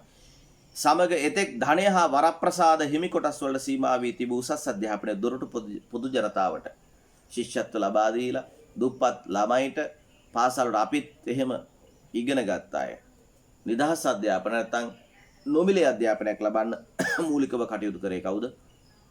කන්නංගර මහත්තයා. මතක තියාගන්න පුතා. නැත්තම් සල්ලි තිබ්බයිට විතරයි ඉගෙන ගන්න පුළුවන්කම ලැබුණේ. අධ්‍යාපන ප්‍රතිසංස්කරණ ක්‍රියාත්මක කිරීමේ මුල් සාධකයේ ගුරුවරුන් බව පිළිගත් එතුමා යහපත් කැපූ දක්ෂ ගුරු පරපුරක් ඇති කිරීමේලා පුරෝගාමී විය. පුරෝගාමියා කියන කෙනා ගැන කතා කරා. උපකෘත පාසල් වල ගුරුවරුන්ට ඍජුව වැටුප් ගෙවීම. උපකෘත කියන්නේ සමීපව හදපු තව ඔය ලොකු ඉස්කෝලේට සමීප උපකෘත පාසල් වල ගුරුවරුන්ට ඍජුවම වැටුප් ගෙවීම. ඍජුව කියන්නේ කෙලින්ම එයාට ලැබෙන ගෙවීම ආරම්භ විවිධ අධ්‍යාපන පටිපාටි වලට අනුගත වූ පටිපාටි කියන්නේ පුතේ පිළිවෙල කියන වචනයට දාලා තියෙන වචනේ පටිපාටි පාලි වචනයක්. පටිපාටියට අපි හදාගත්ත වචන තමයි පිළිවෙල කියන වචනේ. පිළිවෙල කියනකොට ලයනු දෙකම මූර්ධජයි. පිලිත් මූර්ධජයි ලත් මූර්ධජයි. ඒ පටිපාටි ටීටි සඳහා යොදන ල මූර්ධජ නිසා. අනුගත විතා කාර්යක්ෂම ඉතා ඉක්මනේ කාර්යක්ෂම ලෙස ගුරුවරු විශාල ප්‍රමාණයක පුහුණු කිරීම නිදහස් අධ්‍යාපන ක්‍රමයේ සාර්ථකත්වයේ තහවුරු කිරීමකි. මේ සඳහා නව මාදිලී ගුරු අධ්‍යාපන විද්‍යාල පිහිටුවන ලදී. ගුරුවරුන්ට පුහුණුවක් නොව අධ්‍යාපනයක් ලබා දීම පරමාර්ථය විය. පුහුණුවක් නෙමෙයි අධ්‍යාපනය ලබා දීම. අධ්‍යාපනයෙන් තමයි මේ හැම දෙයක්ම කරන්න පුළුවන් පුතේ. ගුරු ඒ සඳහා දිවාහාර සැපයීම ශිෂ්‍යයන්ගේ කායික කයට අයිති කායික මනසට අයිති මානසික වර්ධන සෞඛ්‍ය තත්ත්වය කියනකොට තත්ත්ව දෙකක් තියෙනවා. තයනු දෙකක් තියෙනවා. හල් තයනු නගා සිටුවීම ගණන ක්‍රියාමාර්ගයේ පාසල් අධ්‍යාපනයේ මෙන්ම පිරිවෙන් අධ්‍යාපනයේ දියුණු කිරීම පිළිබඳ ගෞරවයද එතුමාට හිමි විය යුතුය. පාසල් අධ්‍යාපනයේට ගෘහ කර්මාන්ත හා ග්‍රාමීය වෘත්තීය අධ්‍යාපන ක්‍රමයක් ඇතුළත් කිරීම රැකියාංශයට පිළීමක් ලෙස බලපෑවේය. මේ හුදු කියන්නේ තනිකර අත්කම් ඉගැන්වීමක් නොව අත්කම් කියන්නේ අතින් කළකම් අත්කම් මතකයි ඔබට සංදි පදයක් අත්තම් කියලා හැදෙනවා. අත්කම් ඉගැන්වීමක් නොව ශිෂ්‍යයාගේ නිර්මාණශීලී කියලා තද්දිතයක් ඔන්න පුතේ හම් වෙනවා. ශීලී ක්‍රීඩාශීලී නිර්මාණශීලී ආවේගශීලී එහෙම ශීලී කියලා තද්දිතයක් අපිට හම්බ වෙනවා. තද්දිතයක් ශීලී භාවය අවදි කිරීමක්දී වෘත්තීය විෂයන්ට අමතරව ගුරුවරුන්ට සංගීත නාට්‍ය හා නැටුම් කලා ඉගෙනවීම කෙරෙහිද අවධානය යොමු කරන ලදී. ඒවාද හුදු විනෝද ආස්වාදය ආස්වාද කියනකොට සමහර අය ෂ තාලුජ ලියනවා ගයනු ෂයන නෑ ආස්වාද බලන්න නොව අධ්‍යාපනික වටිනාකමක් ඇති විෂය බව මේ මගින් පිළිගැනීමක් ඇති විය. අවුරුදු 40ක් ක්‍රියාකාරී දේශපාලනයේහිද අවුරුදු 28ක් ව්‍යවස්ථාදායකයෙහි මන්ත්‍රීවරයෙකුද අවුරුදු 20කට වැඩි කලක් අමාත්‍යවරයෙකු ලෙසද කන්නංගර මහතා කළ සේවය ලංකා ඉතිහාසයේ විශේෂ වැදගත්කමක් සහිත පරිච්ඡේදයකි. 1923 දී දේශපාලනයට පිවිසියේ සැලකිය යුතු ධනයක් ඇති පුද්ගලයෙකු ලෙස වුවද දේශපාලනයෙන් සමුගන්නා විට කන්නංගර මහතාට කිසිදු ආදායම් මාර්ගයක් නොතිබුණි. මෙය එතුමා අවංක දේශපාලනඥයෙකු බව කියාපාන සාධකයකි. එතුමාගේ ජීවිතයේ අවසන් කාලය ගත කළේ රජයෙන් ලැබුණ ආධාර මුදලකිනි. අවුරුදු 85ක් දිවි ගෙවූ එතුමා 1969 සැප්තැම්බර් 23 දින දිවංගත විය. නිදහස් අධ්‍යාපන ක්‍රමය හඳුන්වා දීමෙන් පසුවත් දිවයිනේ අධ්‍යාපන ප්‍රතිසංස්කරණ ගණනාවක් සිදු විය. සියලුම පාසල් රජයේ පාලනයට ගැනීම ඒ අතරින් ප්‍රධානතම වූවකි. ප්‍රධානතම කියනකොට තද්දිතයක් තියෙනවා. අධ්‍යාපන දියුණු කිරීමට පොත්පත් අනිකුත් පහසුකම් සුලභ උපසර්ගයක් තියෙනවා. සූපසර්ගය. සුලභ කිරීමත් රටේ සමාජ සංස්කෘතික පදනම මෙන්ම වෙනස් වන ලෝක අවශ්‍යතාද අනුව විෂය නිර්දේශ සකස් කිරීම හා නැවත ඉගැන්වීම් ක්‍රම හඳුන්වා දීමත් මගින් එය ඉදිරියට ගමන් කරයි. මේ අධ්‍යාපන ප්‍රගතිය පසුබිමේ සිටින දැවැන්ත හෙවණැල්ල කන්නංගර මහතාය නිදහස් අධ්‍යාපනයේ ප්‍රතිඵල භුක්ති විඳින සෑම පුරවැසියෙක්ම එතුමාට ණය ගැති වෙයි. හරි. එතකොට පුතේ CW කන්නංගර මැතිතුමා ජනතාව අතර ජනප්‍රිය වුණේ කවර ගෞරවාන්විත නාමයකින්ද? කවුරු හරි දන්නවද? බබාලා මොන අධ්‍යාපනයේද පුතේ? නිදහස් අධ්‍යාපනයේ පියා විදිහට. එතුමා ලංකා ජනතාවට ලබා දුන් දායාදයේ ලෙස සැලකෙන්නේ මොකක්ද? නිදහස් අධ්‍යාපනය. එතුමාගේ චරිතය ඇසුරේ ඔබට ගත හැකි ආදර්ශ දෙකක් නම් කරන්න. නිකන් අපි පාඩම නිකන් මතකද බලන්න කියමු බලන්න මොනවද ආදර්ශ? අභියෝග හමුවේ නොසැලී ඉඳීම ආදර්ශයක්ද යාගේ? ඒ පාඩමේ කියවුණා නේද විවිධ අභියෝගාව කියලා යාට. ඊළඟට පුතේ කිසිම ලාභ අපේක්ෂාවක් බලාපොරොත්තු නොවි කටයුතු කිරීම දැන් මතකද යාට අන්තිමට යාට මොනවද තිබුණේ? මේක තියෙනවා දේශපාලනයට පිවිසියේ සැලකිය යුතු ධනයක් ඇති පුද්ගලයෙකු ලෙස වුවද දේශපාලනය සමගන්නා විට කන්නංගර මහතාට කිසිදු ආදායම් මාර්ගයක් නොතිබුණේ. මේ එතුමා අවංක මට මතක හැටියට එයාගේ මොකක්වත්ම ආදායමක් නැති නිසා එයාට මොකක් හරි ඉල්ලීමක් කරලා යම්කිසි ගෙවීමක් රජයෙන් කරනවා. එයාට අන්තිම කාලය ගත කරා. ඒක අභියෝග වලට නොසැලී කටයුතු කිරීම. ඒ වගේම සැලැස්මකට අනුව කටයුතු කිරීම. සැලැස්මකට අනුව කටයුතු නොකරලා මෙයාට එකක්වත් කරගන්න බෑ. එහෙම කටයුතු කළා. එතුමා අධ්‍යාපන ශාස්ත්‍රය තුළ ඇති වෙනස්කම් තුනක් නම් කරන්න. මොකද්ද වෙනස්කම් තුන? සල්ලි තියන අයට විතරක් ඉගෙන ගන්න තිබ්බ අවස්ථාව නැති කළා. ආහාර පිළිබඳව නිෂ්පාදන උපරිම අවධානයක් යොමු කළා. නේද? ඊට පස්සේ මධ්‍ය විද්‍යාල පිහිටෙව්වා. විශ්වවිද්‍යාල නොමිලේ ඉගෙන ගන්න ළමයිට ශිෂ්‍යත්ව ලබා දී මේ আদি ගොඩක් තියෙනවා. නිදහස් අධ්‍යාපන පනත ක්‍රියාත්මක වූ වර්ෂය කුමක්ද? මොකද්ද නිදහස් අධ්‍යාපන පනත ක්‍රියාත්මක වූ වර්ෂය? මේකේ තිබුණා. ඔයා ඒක හොයා ගන්න ඕනේ. මම ඒක කියන්න යන්නේ නැහැ. අර්ථ අපි බලමු. ජාති හිතයිෂි කියන්නේ මොකද්ද පුතේ? ජාති හිතයිෂි කියන්නේ ජාතියට හිතවත් කියන එක පුතේ. ජාතියට හිතවත් තමයි ජාති හිතයිෂි. පරිවර්තනය කියන්නේ මොකද්ද? පරිවර්තනයක් කරනවා කියන්නේ වෙනස් වීමක් නේ. කෞශල්‍ය අපි දුම් ක්‍රීඩා කෞශල්‍ය කියලා. අපි ඒකට කුසල කියන වචනේ කුසලතා හැකියාව කියන වචනයත් පාවිච්චි. ශාස්ත්‍ර දරත්වය. මොකද ශාස්ත්‍ර දරත්වය? ශාස්ත්‍රයේ දැරීමේ තියෙන හැකියාව. ස්වාධීනත්වය. ස්වාධීන කියන එකට විරුද්ධ පදයක් පරාධීන කියලා අපිට ගන්නත් පුළුවන්. ස්වාධීන කියන්නේ නිදහස් කියන එකනේ. මේකේ සමාන වචන පාඩමෙන් හොයලා යන තියෙනවා. උත්සාහවන්ත, උතුම්, නවේලියක්, චරිතයක්, ප්‍රදේශ, අයිතිවාසිකම්, දීලිඳු. බලන්න මේවා තමන් උත්සාහ කරලා ඒවා ඉතින් පොත බලලා ඒ කියන්නේ මේවා තියෙන පුතේ මම කියලා දෙන්න නෙමෙයි. එන්නේ ඒක තමයි ඔයගොල්ලෝ තේරුම් ගන්න ඕන වැඩේ. මේ පහ දෙවෙනි එකේ තියෙන්නේ මම ඒ ටික කියලා දෙන්න ගියොත් එහෙම වෙන්නේ මේකෙන් බලාපොරොත්තු වෙන දේ සිද්ධ වෙන්නේ නැති එක. මේ වචන ටිකක් දාලා පාඩම මැද්දෙන් ඔයගොල්ලන්ට පාඩමේ වචන හොයන්න කියන ඔයා පාඩම නැවත කියවන්න අවධානය යොමු කරවන්න. ඒකද ඒක මම කියලා හරි කාගෙන් හරි අහගන්න එපා. මේ වචන ටික මතක තියාගෙන පොතේ හොයන්න. ඒතර ඔයා පොතේ හොයනකොට ඔයා පොත නැවත කියවනවා. මේක තමයි ක්‍රමය. ඉතින් ඒ අවස්ථාව තමයි ඔබට ලබා දෙන්නේ. ඒක නිසා නැවත පාඩම කියවලා බලලා එහෙම එකකට යන්න ඒක ඔබට වැදගත් වෙනවා. දැන් ඔබට ඊළඟට තියෙනවා මන් තනන්නෝති කියලා කෙටි කතාවක්. හරිද? මන් තනන්නෝ කියලා කෙටි කතාවක් තියෙනවා. මම තව විනාඩි කීපයක් ඒක ගැන කියලා මම ඔයාට මේ පාඩම් අද ඉවර කරනවා. හරි? දැන් ඔය මන් තනන්නෝ කියන්නේ පුතේ කෙටි කතාවක්. මන් තනන්නෝ කියන්නේ මොකද? කෙටි කතාවක්. ඔය කෙටි කතාව පටන් ගන්නෙ 19 වන සියවසේ මැද භාගයේ කියලා තමයි අපිට හම්බ වෙන්නේ. බලන්න මේකේ පළමුවෙනි මේ පොතේ පළමුවෙනි මේ මන් තනන්නෝ පාඩම් පටන් ගන්නකොට කියනවා 19 වෙනි සියවසේ සත වර්ෂයේ මැද භාගයේදී පමණ ආරම්භ වූ කෙටි කතාව නැමැති සාහිත්‍යාංගය මේ වෙලේ පෙරපර දෙදිග අතු විතලා වැඩුණු ප්‍රබල කලා මාධ්‍යයක්. ප්‍රබල කලා මාධ්‍යය තමයි කෙටි කතාව. ඔය කෙටි කතාව කියන එක ගැන පොඩි හැඳින්වීමක් කරලා හැබැයි කෙටි කතාව ඔයා කියවන්න ඕනි. නැත්තම් බෑ. ඔයා කියවන්න ඕන. හැඳින්වීමක් කරලා අපි වැඩේ නවත්තමු අද. මන් තනන්නෝ කෙටි කතාව නෙමෙයි අපි කෙටි කතාව ගමු.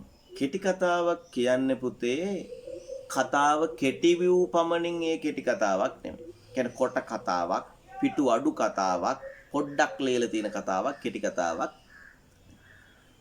කෙටි කතාවක් හරියට මකුළු දැලක් වියනවා වගේ. කෙටි කතාවක් හරියට මොකක් වගේද? මකුළු දැලක්. කියන්නේ සැලසුමක් තියෙන්න ඕනේ. පටන් ගන්න කොහෙන්ද අවසන් කර. පටන් ගන්න තැන පටන් ගන්නකොටම එයා තීරණය කරලා තියෙන්න ඕනේ මම මෙන්න මෙතනින් තමයි අවසන් කරන්නේ. මෙතන තමයි මම මේක. ඒ කියන්නේ පරාල තියෙනවනේ. ඔය දැකලා ඇතිනේ මකුළු දැල්. කොහොමද ඒක කරන්නේ කියලා හොඳ සැලසුමක්. ඒ සැලසුමේදී අර කතුවරයාගේ අවශ්‍යතාවයට එයාගේ උවමනාවට එපා කරන බාධා පමුණුවන එකම ඉරක්වත් වචනයක්වත් අකුරක්වත් පොඩි ඉරි කැලලක්වත් කෙටි කතාවේ තියෙන්න බෑ. අනවශ්‍ය සියල්ලම අයින් කරලා අවශ්‍ය දේම පමණක් අරගෙන තමයි රචනා වෙන්න ඕන. මුල, මැද, අග හොඳට ගැලපෙන්න ඕනි සහ කතාව පටන් ගත්ත වෙලාවෙ ඉඳලා අවසානයක් වෙනකන් එක දිගට එකින් එක බැඳිලා දන්වැලක පුරුක් වගේ එකිනෙකට බැඳිලා යන්න ඕනේ. මෙහෙන් එකක් කියලා ඊට පස්සේ තව එකක් කොහෙන් හරි කියලා ඒකයි මේකයි සම්බන්ධ කරලා තවත් දෙයක් කියලා එහෙම බෑ. පටන් ගත්තේ ඉතින් ඉඳලා නොකැඩුණු කතා වින්‍යාසයක් එක දිගට ගලාගෙන යාම. ඒක නිසා කතුවරු කියනවා නැත්නම් විචාරකයෝ කියනවා කෙටි කතාව එක හුස්මට කියන්න පුළුවන් වෙනවා. ඒ කියන්නේ ඔබ හිතයි තේ එකක්වත් බොන්න බෑයිද? වාඩි වෙච්ච එක නෑ ඒක නෙමෙයි. මානසිකත්වය එක දිගට ගලාගෙන යන. එහෙට මෙහෙට පනින්න බෑ. එක දිගට එකිනෙකට බැඳි තියෙන. චරිත මහ ගොඩක් නෑ පුතේ. ප්‍රධාන චරිත එකක් තියෙනවා වෙන්න පුළුවන්. ප්‍රධාන චරිතයට සහාය දක්වන ඒ චරිතයේ උලුප්පා දක්වන තව චරිත කිහිපයක් තියෙනවා වෙන්න පුළුවන්. ප්‍රධාන එක චරිතයයි ඒ චරිතය ශක්තිමත් කරන ඒ චරිතයෙන් ඉදිරිපත් කරන බලාපොරොත්තු වල ඉදිරිපත් කරන අපි හිතමුකෝ උදාහරණයක් විදියට කතුවරයෙක්ට අවශ්‍ය කරනවා කෙනෙකුගේ දැඩි ලෝභය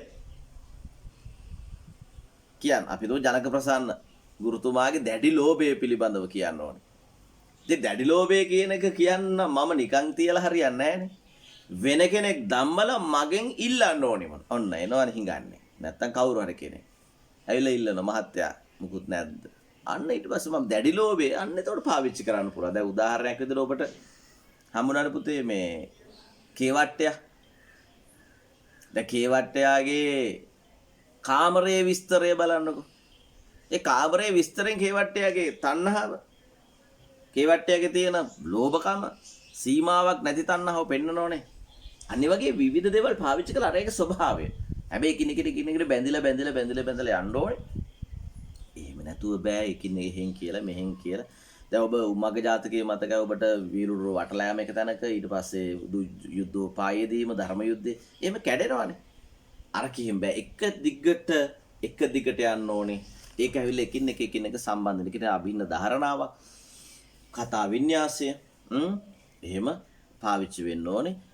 අනිත් එක පුතේ ඔයගොල්ලෝ හිතන්න එපා. කෙටි කතාවක් මේ ඇත්ත ලෝකෙ සිද්ධ වෙන සිද්ධියක් පෙළගස්සලා තියෙනවා කියලා. එහෙම නෙමෙයි. ඇත්ත ලෝකෙ සිද්ධ වෙන සිද්ධියක් තමයි. හැබැයි අරය සැලසුම් කරනවා. එයා හිතනවා මුලින් මං කියන්නේ මොකද්ද? ඊට පස්සේ කියන්නේ මොකද්ද? ඊට පස්සේ කියන්නේ මොකද්ද? මේ ටික ගානට ගලපන්න කතුවරයාට පුළුවන්කම තියෙනවා. එහෙම තියලා නිර්මාණයක්. මේක නිර්මාණයක් පැහැදිලිව. ඔබ හිතයි ඒකේ විදිහ නෙමෙයි පිළිවෙල නෑ. එහෙම නෙමෙයි. පිළිවෙල යා හදන්නේ. අපු ඒකට ග්‍රහණය කරගන්න ඕනි විදිහට. එහෙම තමයි කෙටි කතාවක් ලියන්නේ. කෙටි කතාව කියන්නේ ඉතින් ජීවිතයෙන් පෙත්තක් කියලා තමයි අපිට ප්‍රසිද්ධම නිර්වචනය විදිහට ගන්න. ඒ කියන්නේ ජීවිතේ හැම දෙයක්ම කෙටි කතාවේ කියන්නේ නැහැ. ජීවිතේ පෙත්තක්. පොඩි කොටසක් පෙන්නනවා. ඒකෙදි ඔබට තීරණ ගන්න දෙන්නේ නැහැ. ඒක වැරදි. ඒක හරි නෑ. මෙන්න මේක තමයි සිද්ධ වුනේ. ඔබට පුළුවන් ඒක අත්දැකීමක් විදිහට පාවිච්චි කරලා ඊළඟට වැඩ කරන්න. ඒ විදිහට තමයි කෙටි කතාවක් කියන්නේ මේ මන් තනන්නෝ කියන කෙටි කතාවේ අපිට මේක ලියලා දෙන්න පුතේ කවුද? භාගව සේකර මහත්තයා. එතකොට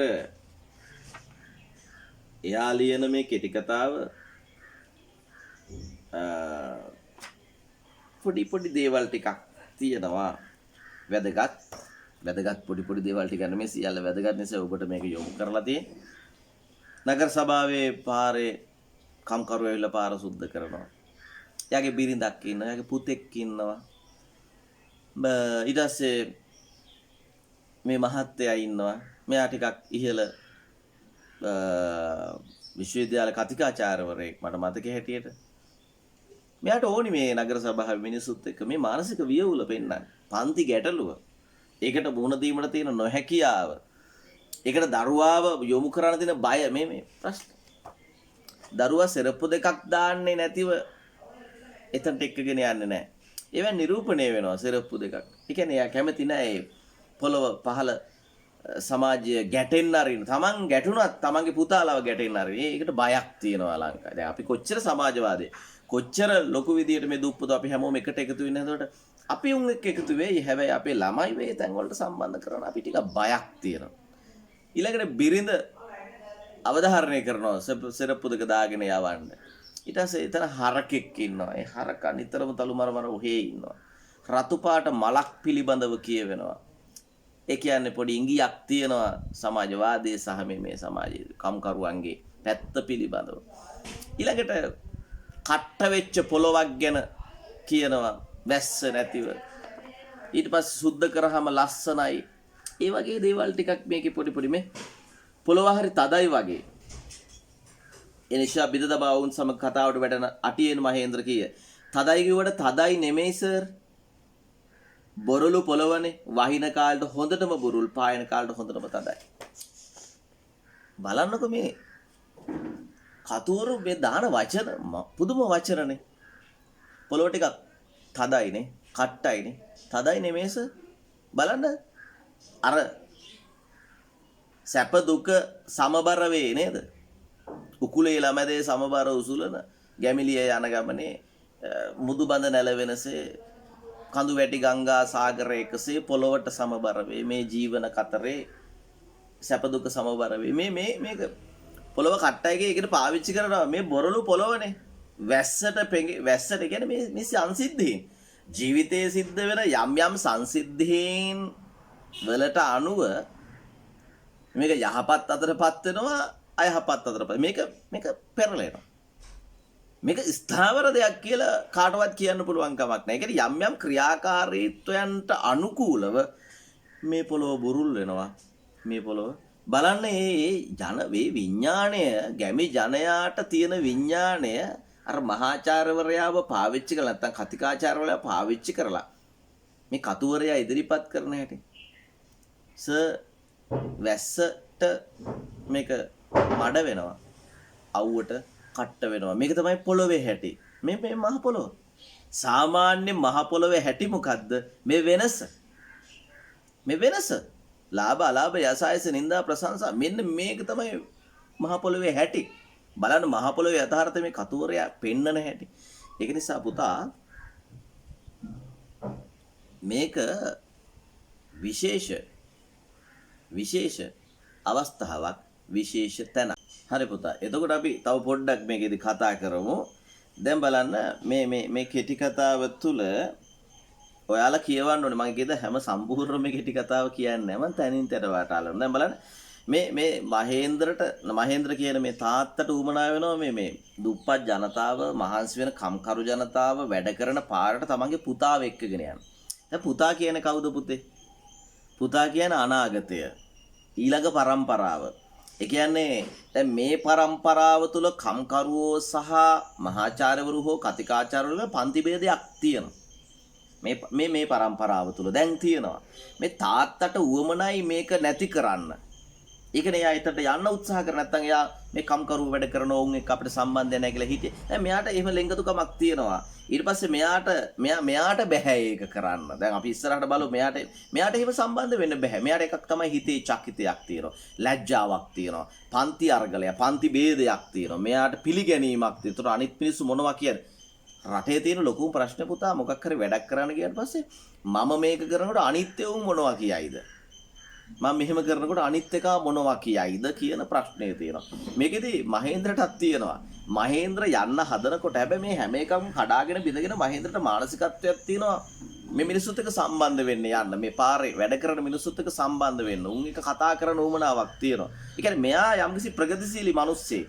මෙයාට තියෙනවා මේක වෙනස් කිරීමේ උවමනාවක්. අර සමහර මිනිස්සුන් උන්ගේ එක්ක අපේ සම්බන්ධය නැහැ කියලා හිත හදාගෙන පැත්තකට වෙලා ඉන්නවා. නෑ මෙයාට පුදුම අවශ්‍යතාවයක් ආවා මේ සාමාන්‍ය වැඩ කරන ජනතාවත් එක්ක එකතු වෙන්න. ඉතින් එයා ඒ වැඩ කරන ජනතාවට එයා එකතු වෙලා හරියන්නේ එයා කරන්න ඕනේ ප්‍රධාන දේ තමයි ඊළඟ පරපුරයකට සම්බන්ධ කිරීම. හැබැයි පරපුර සම්බන්ධ කිරීමේදී අරබුදයක් ඇති වෙනවා. මොන බලන්න පුතත් එනවද? හා එන්න එහෙනම්. මහේන්ද්‍ර මදක් නැවතුනේ. ඔයා කොහෙද යන්නේ? යසෝමා ස්තූපුවට කරපුවා බලන්න. තමන් මේ ප්‍රගතිශීලී සමාජය තුළ යම්කිසි දෙයක් කරන්න හදනකොට ඒ පිළිබඳව දැඩි අවධානයෙන් ඉන්න ඒක වළක්වන්න ඉන්න කණ්ඩායමක් ඉන්නවා. ඒක තමගේ බිරිඳ වෙන්න පුළුවන්. තමගේ අම්මා තාත්තා වෙන්න පුළුවන්. තමගේ කණ්ඩායම කවුරු හරි වෙන්න පුළුවන්. ඒ කියන්නේ යම්කිසි කෙනෙක් මොකක් හරි මේක හොඳයි. මේක අපි කරන්න ඕනේ. මේක කළොත් තමයි සමාජය ඉස්සරහට හොඳ විදියට හැදෙන්නේ කියලා හිතලා කවුරු හරි මොකක් හරි කරන්න හදනකොට ඒකට බාධකයක් වෙන කවුරු හරිම මේ සමාජය තුල ඉන්නවා. ඒ ඉන්න කෙනා මෙතනදී භාවිත කරන්නේ බිරිඳ විදිහට. ඔන්න බලන්න බිරිඳ මොකද කරන්නේ? ස්තූපුට කරපුවා අහලා ඉවරලා කොහෙවත් නෑ මෙතන පාරට. කොහෙවත් නෑ මෙතන පාරට කියන ඇඟවීම තුලම ස්වාමියා ගාව නැද්ද අර බිරිඳට පාලනය වෙච්ච ගතියක්.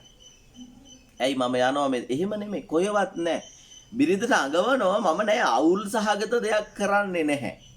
ගැටලු සහගත දෙයක් අපිව පාලනය කරන කෙනා. ඒක බිරිඳ වෙන්න පුළුවන්. දැන් මම කලින් කිව්ව විදිහට කවුරු වුණත් වෙන්න පුළුවන්. කොහෙවත් නෑ මෙතන පාරට. ඒ කියන්නේ ඔය බය වෙන්න එපා. ඒ කියන්නේ අර්බුදකාරී මේ පරිසරය. ඒ කියන්නේ මිනිස්සු පිළිගන්නවා. මේ යන ට්‍රැක් එකෙන් යන විදිහෙන් පැන්න ගමන් අවුලක් වෙනවා. ඒක පිළිගන්නවා මිනිස්සු. ඒ පිළිගැනීම තමයි ප්‍රශ්නය. ඒක නිසා මෙයාට කියන්න සිද්ධ වෙනවා කොහෙවත් නෑ මම කොහෙවත් යන්නේ බය වෙන්න එපා. ඒ කියන්නේ මිනිස්සු බයෙන් ඉන්නේ. මෙයා කොහේ හරි මේ ට්‍රැක් එක පැනලා යයි කියලා. මෙතන පාරට බය වෙන්න එපා. ඊට පස්සේ කියනවා වෙන්න මෙහෙම එකක්. පුතත් එක්ක යනවා නම් ඉන්න සපත්තු දෙක දානකල්. පුතත් එක්ක යනවා නම් ඇයි කතුවරයා බලන්න කතුවරයා අනවශ්‍ය කිසිම වචනයක් පාවිච්චි කරන්නේ නැහැ මේ කෙටි කතාව තුළදී. එයා ඇයි එහෙනම් පුතත් එක්ක යනවා නම් ඇයි සපත්තු දාන කතාවක් මේකට ඔබන්නේ අවශ්‍ය නිසා. මොකද්ද අවශ්‍යතාවය? පුතාව මම කැමති නෑ මේ මහ පොළොවේ ගැටෙන තැන කෙනෙක් කරන්න. එයා ඉහළ ඉන්න ඕනේ. ඔන්න බලන්න. එහෙම තමයි පරිසරය. අපි කොච්චර යථාර්ථයන් ගැන කතා කළත් කොච්චර සමාජය කොච්චර අපි එකට ඉන්න ඕනේ කියලා කතා කරත් අපි එහෙම වෙන්න දෙන්නේ නැහැ. මේ කතාවේ එක පෙන්නන පුතා අඟවන්නේ එකයි පුතා එක්ක යනවනම් සපත්තු දෙක එයාට ගැටෙන්න දෙන්නේ නැහැ මේ පොළොව. මේ පොළොව සාමාන්‍ය පොළොව ගැටෙන්න දෙන්නේ නැහැ. අපි සාමාන්‍යයෙන් කියන නෑ ගල් බොරළු පෑගිලා එහෙම වෙන්න ඕනි.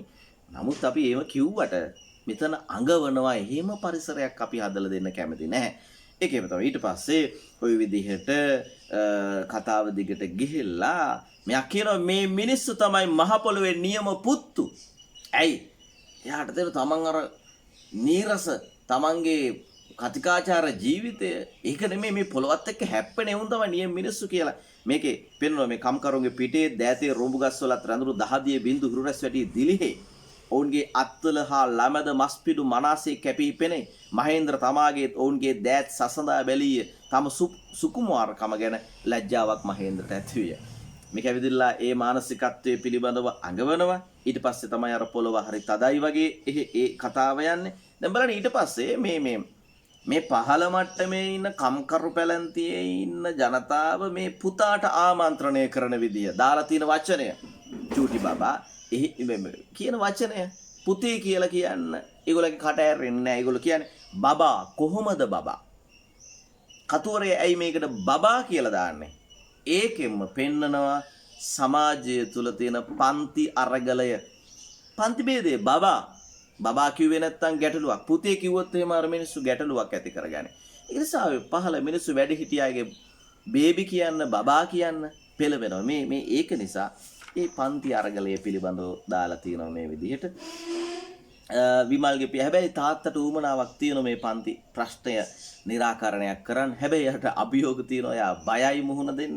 එහෙම දෙයක් තියෙනවා. ඊට පස්සේ මොවුන් මේගොල්ලෝ පාරක් නේ කපන්නේ. මොවුන් කපන පාර මහේන්ද්‍රට සංකේතයක්. අලුත් පාරක් අලුත් භාවතක් තියෙනවා කියලා මහේන්ද්‍රට හිතෙනවා. මේකේ අලුත් දෙයක් වෙයි කියලා. ඉතින් තමා සිරප්පු කුට්ටමක් පයලා සිටීම ගැන ලැජ්ජාවක් මහේන්ද්‍රට ඇතිවිය. මොහු තමාමෙන් මහ පොළොව අපවිත්‍ර දෙයක් කොට නොසලකති. ඔන්න බලන්න වැදගත්ම දේ. මෙයා සිරප්පු දාලා මහ පොළොවේ ඇවිදින්නේ. හැබැයි අර මිනිස්සු නිර්වත් දෙපයින් වැඩ කරන්නේ. නිර්වත් දෙපයින් වැඩ කරන මිනිස්සු අතර සිරප්පු දෙකක් දාගෙන ඉන්නක මෙයාට ලැජ්ජාවක් වෙන්නේ ඇයි? මම සිරප්පු දාන්නේ මහ පොළොව අපවිත්‍රයි. මේ මිනිස්සු එහෙම හිතන කණ්ඩායමක් නෙමෙයි. ලොකු දාර්ශනික අදහසක් පොළොව පිළිබඳව ඔන්න දෙනවා. ඊට පස්සේ ඔහුම ගිහිල්ලා පුතා මේක එකක්වත් අමතක සහ මේ අනවශ්‍ය දේවල් හැම එකක්ම අවශ්‍යයි. මේ ගොනෙක් ගැනත් කියවෙනවා. මම කලිනුත් කිව්වා. ඒ ගොනා ඔහේ තලු මර ඉන්න එක එකම දේ. සමහර කණ්ඩායම් මේ අභියෝගාත්මක සමාජයට මුහුණ දීලා ඒකට ඔරොත්තු දෙන්න හැදෙනකොට සමහර අය ඉන්නවා කිසි දෙයක් නැතුව එකම තැන එකම විදිහට වැඩ කරන. එතකොට ගුණා මදුවැල් කන හැටි විමල් උනන්දුවෙන් බලා සිටියේ මහේන්ද්‍ර ගුණාගේ හිස අත ගන්නට විය. ඔන්නයි. ඊට පස්සේ ඔන්න එතකොට බකට් එකක් එනවා. යසෝම කියනවා තේ ලෑස්ති. ඈ තමා වෙත පැමිණි මහේන්ද්‍රට පහත් තනින් කීවාය. මහේන්ද්‍ර තලගොලිත් කෙසෙල් ගෙඩිත් කාතේ බිවියේ පාරේ වැඩ කරන කම්කරුණෝට මතක් විය. අර මිනිස්සුන්ට වතුර තිබ්බ හැටි තේ ටිකක් දුන්නොත් නරකද? මහේන්ද්‍ර යසෝමා දෙස බලා ඒ මිනිස්සුන්ට කඩේ ගිහින් බොන්නේ නැත. ඔන්න බලන්න. ඒ මිනිස්සු කඩේ ගිහින් බොන්නේ නැත. මේ පන්ති අරගලය මේ ගැටලුව निराකරණය කරගන්න මිනිස්සුන්ට ඕනි. ඒකට ඌමනා කණ්ඩායමක් ඉන්නවා. හැබැයි ඊට වැඩිය ප්‍රබල කණ්ඩායමක් ඉන්නවා. ඒවා සම්පූර්ණයෙන්ම සහ මුලින්ම විනාශ කරලා දාන. ඉතින් ඒක තමයි මේ සමාජය තුල තිබෙන. ඒ කියන්නේ හැම දෙයක්ම අර පොළොව වගේ තමයි. ගල් බොරළුත් තියෙනවා, මඩ වෙච්ච තැනුත් තියෙනවා. එහෙම තමයි. ඒක නිසා ඒ කතාව තමයි මෙතනදී ඕන් කියන්නේ. මෙතනදී මන් තනන්නෝ කියන එකෙන්ම මහේන්ද්‍රත් මන් තනන්නේ. යාට උමනා වෙන අලුත් පාරක් හදන්න. අර පාර හදන කම්කරුවොත් මන් තනන. එයාටත් ඕගොල්ලන්ට තුම වෙන අලුත් පාරක්. හැබැයි මේකට බාධා තියෙනවා. අපි වැදගත්ම දේ තමයි අපිට පුළුවන් වෙන්න ඕනේ අනාගත පරපුර අනාගත කණ්ඩායම මේ සඳහා යොමු කරන්න. ඒකට හේතුව තමයි පැරණි කණ්ඩායම මනස්ගාත සංස්කෘතිය තව ගොඩාක් දේවල් මෙකී නොකී බොහෝ දේවල් එක්ක අර එතනට යන්න බැරිව මේක කඩාගෙන එතනට යන්න බැරුව හිර වෙලා ඉන්නවා.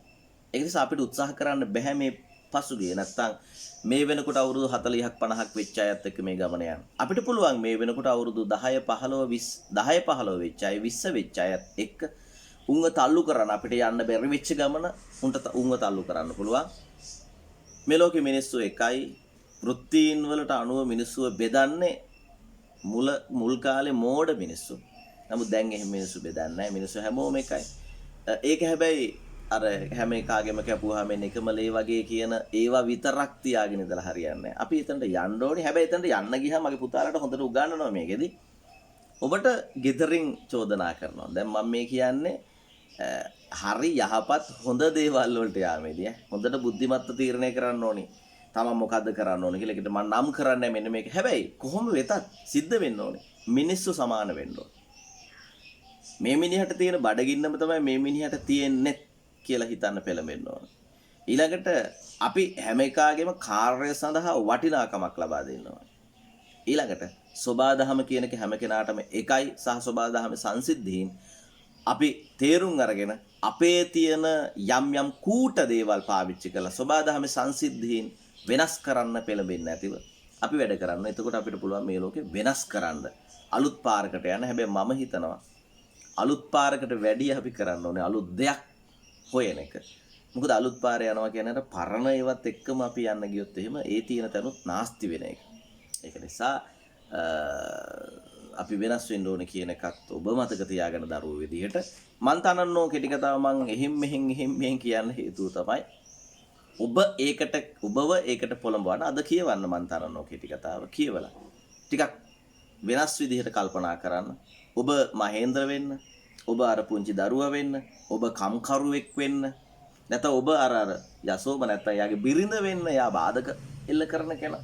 එයාට තියෙන එක දැක්මක් විතරයි. මේගොල්ලන්ගේ පරිස්සම් කර ගැනීම. හැබැයි මහේන්ද්‍රට තියෙනවා මේක පොඩ්ඩක් වෙනස් කරන්න අදහසක්. කුඩා දරුවා කිසි දෙයක් දන්නේ නැති කෙනෙක්. එයාට කොයි විදිහේ දෙයක් ලැබෙයිද කියලා තීරණය කරන්න වෙන අර වැඩිහිටියෝ දෙන්නට. එහෙම තමයි. ඒක නිසා මේ හැම චරිතයක්ම ඔබ කරගෙන ඔබට පුළුවන් ජීවිතය ගැන හිතන්න. කෙටි කතාවක් කියන්නේ පුතේ මුල ඉඳලා නොකැඩී යන එක දිගට ගලාගෙන යන එක. ප්‍රධාන චරිතයක් තියෙන්න පුළුවන්. අනිත් චරිත තියෙන චරිතය ප්‍රබල කරන්න නැත්නම් ඒ චරිතය උලුප්පල පෙන්නන්න. කෙටි කතාව 19 වෙනි සියවසේ මැද භාගයේදී තමයි පටන් ගන්න. ලංකාවේ කෙටි කතා බොහොම ජනප්‍රිය. ලෝක කෙටි කතා කරුවෝ බොහොමයක් ඉන්නවා. ඒගොල්ලෝ හරි ජනප්‍රිය සහ හරි ප්‍රබල මාධ්‍යයක් කෙටි කතා මේ වෙනකොට මේ ලෝකයේ මිනිසුන්ට සත්‍ය ප්‍රකාශ කරන සහ යථාර්ථය දැනෙන්න අරින් ජීවිතයෙන් පෙත්තක් කියලා කෙටි කතාව පිළිබඳ නිර්වචනයක් තියෙනවා. කෙටි කතාව ගැන මේ පාඩමේ තියෙන ටිකක් කියවන්න පෙළඹුණොත් ඔබට ලොකු දෙයක් දැනගන්න පුළුවන්. මම ඒකට උදව්වක් කළේ අද අපි පාඩම් නවත්වමු. මාත් එක්ක සම්බන්ධ වෙච්ච හැම දරුවටම බොහොමත්ම ස්තුතියි. මේක වීඩියෝ එකක් විදිහට මම ඔයගලන්ට දානවා. ඒකත් බලන්න. තවත් පොත්පත් කියවන්න. හැබැයි පුතේ මේ වෙනකොට ඔයාගේ අධ්‍යාපනයට අදාළ පරිසරය වටපිටාව නෙමෙයි පරිසරය තුල හැදිලා තියෙන්නේ. ඔයාව අවුලෙන් අවුලටපත් කරන වටපිටාවක්. මෙතනදී තමයි ප්‍රවේශම් වෙන්න ඕනේ. මෙතෙන් තමයි ඔබ කල්පනාකාරී වෙන්න ඕනේ. එහෙම කල්පනාකාරීව ප්‍රවේශම් වෙලා විශේෂයෙන් වැඩිහිටියන්ගේ අවවාද උපදෙස් ගන්න ඕනේ මේ වෙලාවේ. මොකද අපිට තනියෙන් තීරණය කරන්න තේරෙන්නේ නැහැ. ඔබ ඇබ්බැහි වෙලා මේ වෙනකොට. ඔව් ඔයා තරහ වෙන එකක් නෑ මම ඔයාලට කිව්වට ඔයා ඇබ්බැහි වෙලා. ඔයා ෆෝන් එකට වෙන්න පුළුවන්, මැසේජ් එකට වෙන්න පුළුවන්, ගේම් එකට වෙන්න පුළුවන්, ටීවී එකට වෙන්න පුළුවන්, නිකන් ඔහේ බලන් ඉන්න වෙන්න පුළුවන්. ඇබ්බැහි වෙලා. ඒ ඇබ්බැහි වුණාම ඒක තමයි භයානක. පොතක් කියවනවත් ඇබ්බැහි වෙන එක හොඳ නෑ. ඇබ්බැහි වෙන්නේ නැතුව අපි වැඩ කරගන්න ඕනේ. හැමෝටම ජය වේවා. තෙරුවන් සරණයි. මම මේකට අදාළ පාඩම් අභ්‍යාස මොන හරි තියෙන ඕගොල්ලන්ට දාන්නම්. ඒක ඕගොල්ලෝ කරන්න. උත්සාහයි.